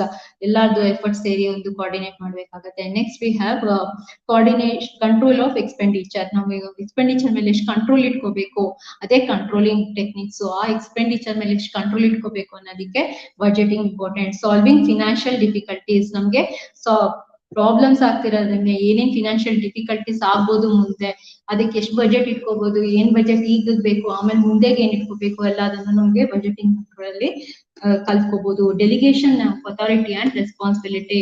So permission for the top management for the second time. So delegation of authority and responsibility ಇದು ರೋಲ್ ಪ್ಲೇ ಮಾಡುತ್ತೆ. Better utilisation of resources, promotion of efficiency, achievement of goals, criteria of self-examination, promoters balanced activities, budgetary control system discovers the areas of operations, ಅಂದ್ರೆ different areas of operations ಅಲ್ಲಿ budgetary control use ಮಾಡ್ತೀವಿ. Next, ensures proper communication. Proper communication help ಆಗುತ್ತೆ. Fixation of responsibility, encourages exchange information. Limitations of budget control, ಏನೇನ್ limitation ಅಂದ್ರೆ inaccurate ಆಗಿರ್ಬೋದು, personal bias ಆಗಿರ್ಬೋದು, budget ಮಾಡುವಾಗ ನಾನ್ availability of cooperation ಆಗ್ಬೋದು, ಇದಕ್ಕೆ ಒಪ್ಪದೇ ಇರ್ಬೋದು. ರಿಜಿಡಿಟಿ ಆಗಿರ್ಬೋದು, ರಿಜಿಡ್ ಆಗಿರ್ಬೋದು, ಅದು ರಿಸಲ್ಟ್ಸ್ ಆರ್ ನಾಟ್ ಅಟೈನಬಲ್, ನಾವು ಅನ್ಕೊಂಡಿದ್ದ ರಿಸಲ್ಟ್ ಸಿಗದೆ ಇರ್ಬೋದು. ಕನ್ಸಿಸ್ಟೆಂಟ್ ಆಗಿರ್ಬೋದು, ಟೈಮ್ ಕನ್ಸ್ಯೂಮಿಂಗ್ ಪ್ರೋಸೆಸ್ ಬಜೆಟ್ರಿ ಅಂದ್ರೆ. ಆಮೇಲೆ ಇನ್ಎಫೆಕ್ಟಿವ್ ಬಜೆಟ್ರಿ ಕಂಟ್ರೋಲ್, ಅದು ಇನ್ಎಫೆಕ್ಟಿವ್ ಆಗಿರ್ಬೋದು ನಾವು ಬಜೆಟ್ ಮಾಡ್ತಿರೋದು. ಡಿಸ್ಕರೇಜ್ ದ ಇನಿಷಿಯೇಟಿವ್, ಅವರು ಇನಿಷಿಯೇಟ್ ಮಾಡಿರೋದಕ್ಕೆ ಡಿಸ್ಕರೇಜ್ ಮಾಡ್ಬೋದು. ಮೋರ್ ಪೇಪರ್, ತುಂಬಾ ಪೇಪರ್ ವರ್ಕ್ ಅನ್ಸುತ್ತೆ ಇದು. So what are the recent trends in the control? So ಈ ಬಜೆಟ್ ಕಂಟ್ರೋಲ್ ಎಲ್ಲ ಮಾಡೋದಕ್ಕೆ ಯಾವ್ಯಾವ ಹೊಸ ತರ ರೀಸೆಂಟ್ ಟ್ರೆಂಡ್ಸ್ ನ ಇಂಟ್ರೊಡ್ಯೂಸ್ ಮಾಡಿದ್ದಾರೆ ಅನ್ನೋದಕ್ಕೆ ಇಂಟರ್ನ್ಯಾಷನಲ್ ಕ್ವಾಲಿಟಿ ಸ್ಟ್ಯಾಂಡರ್ಡ್ಸ್ ISO ಗಳು ಬಂದಿದೆ. ಸೊ ಕ್ವಾಲಿಟಿ ಕಂಟ್ರೋಲ್ ಯೂಸ್ ಮಾಡೋದ್ರಿಂದ, ಮತ್ತೆ kanban and kaizen, value added, market value added, quality standards, activity based costing, ಎಲ್ಲದು ಆರ್ಗನೈಸೇಷನ್ ಆಬ್ಜೆಕ್ಟಿವ್ ನ ಫುಲ್ಫಿಲ್ ಮಾಡೋದಕ್ಕೆ ಯೂಸ್ ಮಾಡುವಂತದ್ದು ರೀಸೆಂಟ್ ಕಂಟ್ರೋಲ್ ಟೆಕ್ನಿಕ್ಸ್ ಅಂತ ಹೇಳ್ಬೋದು. So activity based costing, ABC technique ಅಂದ್ರೆ activity based costing. Organisation a certain cost of producing goods and services. These figures will help in fixed prices and control cost. So fixed price ಮಾಡಿ cost ನ control ಮಾಡ್ತಾರೆ. So activity based costing, ABC is another cost control technique. And EVA, economic value added, companies are increasingly using EVA system in so this is another new cost controlling technique. Market value added, MVA is market value added. Next we have clan control and Kanban. Clan control presupposes employees empowerment. Empowered employees decide on their own, monitor processes and correct themselves should deviations occur. So this trust replaces the traditional authoritarian approach to control. This does not mean that managers do not exercise control. Empowerment implies self-imposed control. So clan control ಅಂತಂದ್ರೆ suppose the employees empowerment na help ಮಾಡ್ತಾರೆ. Next, Kanban, a system of continuous supply of components, parts and supplies such as workers have what they need, where they need it, when they need it. The word can means a card in Japanese and the word ban means signal. So Kanban refers signal cards. Kanban ಅಂದ್ರೆ signal cards ಅಂತ. So ಅದು ಹೆಂಗ್ work ಆಗುತ್ತೆ ಅಂತ ನಿಮ್ಗೆ explanation ಕೊಟ್ಟಿದ್ದಾರೆ. ಆ model ನ ಸ್ಟಡಿ ಮಾಡಿ, ಅದು important. Kanban responsive to customers. So an alternative for Kanban model. Kanban can also operate like a supermarket. ಯಾಕೆಂದ್ರೆ ಇದು ಏನ್ ಹೇಳ್ತಾರೆ, ಸಿಗ್ನಲ್ ಕಾರ್ಡ್ ತರ ಯೂಸ್ ಮಾಡೋದ್ರಿಂದ it is A super market ತರ ಆಕ್ಟ್ ಮಾಡುತ್ತೆ. Kanban is the full ಅಂದ್ರೆ this is called a full type of production system. The number of stem bolts that are made depends on the customer demand. So demand of the customer ಏನಿದೆ ಅದ್ರ ಮೇಲೆ ಅವರು ಇದ್ ಮಾಡ್ತಾರೆ. So ಆಮೇಲಿಂದ materials requirement planning ಎಲ್ಲ use ಮಾಡಿರ್ತಾರೆ. Record point May remain ಇನ್ operation. So ಅದೊಂದು important control techniques. Next we have recent control techniques. JIT ಅಂದ್ರೆ just in time ಅಂತ. Kanban is directly associated with just in time delivery. ಅಂದ್ರೆ ನಮ್ಗೆ ಯಾವ time ಬೇಕು delivery ಆ ಟೈಮ್ಗೆ ಕರೆಕ್ಟ್ ಆಗಿ ಕೊಡುವಂಥದ್ದು. However, Kanban is not another name for just in time delivery. It is part of larger JIT. There is a more managing a JIT system than just Kanban, and there is more Kanban than just inventory management. So JIT ಬೇರೆ, ಇದು Kanban system ಏನು ಅಂತ ನೋಡ್ಕೋಬೇಕು. Next we have the Kanban scheduling system. Kanban scheduling system operates like supermarkets ಹೇಳ್ದಂಗೆ. Next we have the benefits of Kanban. So Kanban technique use ಮಾಡೋದ್ರಿಂದ reduce inventory and product obsolescence. So inventory reduce ಆಗಿ product obsolescences ನ ಅದು reduce ಮಾಡುತ್ತೆ. ಅದು benefits of kanban reduces waste and scrap with kanban products and components are only manufactured when they are needed. JIT ಅಂದ್ರೆ just in time ಇದೆ, ಅದು ಕನಬನ್ ನೋಡ್ಕೊಂಡು JIT ಬಂದಿರೋದು. ಸೊ ಹಂಗಾಗಿ ಏನಾಗುತ್ತೆ, ಅವರು ಯಾವ ಟೈಮ್ಗೆ ಏನ್ ಬೇಕೋ ನೀಡೆಡ್ ಮಾತ್ರ ಇದು ಮಾಡೋದ್ರಿಂದ it eliminates waste and scrap, provides flexibility in production. So production ಅಲ್ಲಿ ಫ್ಲೆಕ್ಸಿಬಿಲಿಟಿ ಇರತ್ತೆ. ನೆಕ್ಸ್ಟ್ ಇನ್ಕ್ರೀಸಸ್ ಔಟ್ಪುಟ್, ಅದ್ರ ಔಟ್ಪುಟ್ ಇನ್ಕ್ರೀಸ್ ಆಗತ್ತೆ. Next reduces total cost. So total cost reduce ಆಗುತ್ತೆ. Next kanban system reduces total cost by preventing over production, developing flexible work stations, reducing waste and scrap. ಎಲ್ಲದಿಂದ kanban help ಮಾಡುತ್ತೆ. Kaizen is a Japanese word for improvement or change for the better. So improvement ಮತ್ತೆ change for the better use ಮಾಡಿಕೊಂಡು modern technique ನ ನಾವು ಇದನ್ನು control technique ಆಗಿ use ಮಾಡಬಹುದು. Another technique of recent trends. Next we have benefits of kaizen. Kaizen benefits ಏನು ಅಂದ್ರೆ again same as kanban, reduces waste, improves and provides immediate results also, and focuses on creative solutions instead of capital expenditure. So this covers the all the blocks, 6 blocks of your unit, and I have completed the portions for this BCom blocks. And the important is in the first unit you have sole proprietorship, partnership, joint stock companies. And the second unit forms of business combination, public enterprises, and forms of business combinations ali.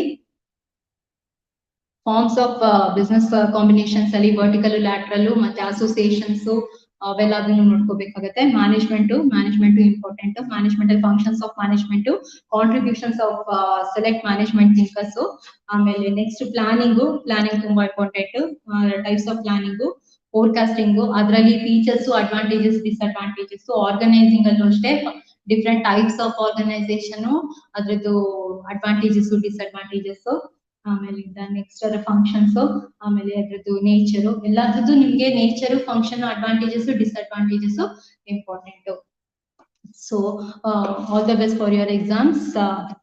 This completes my portions. Thank you. If you have any query, you can mail for my mail ID ramyashrish@gmail.com. Thank you all.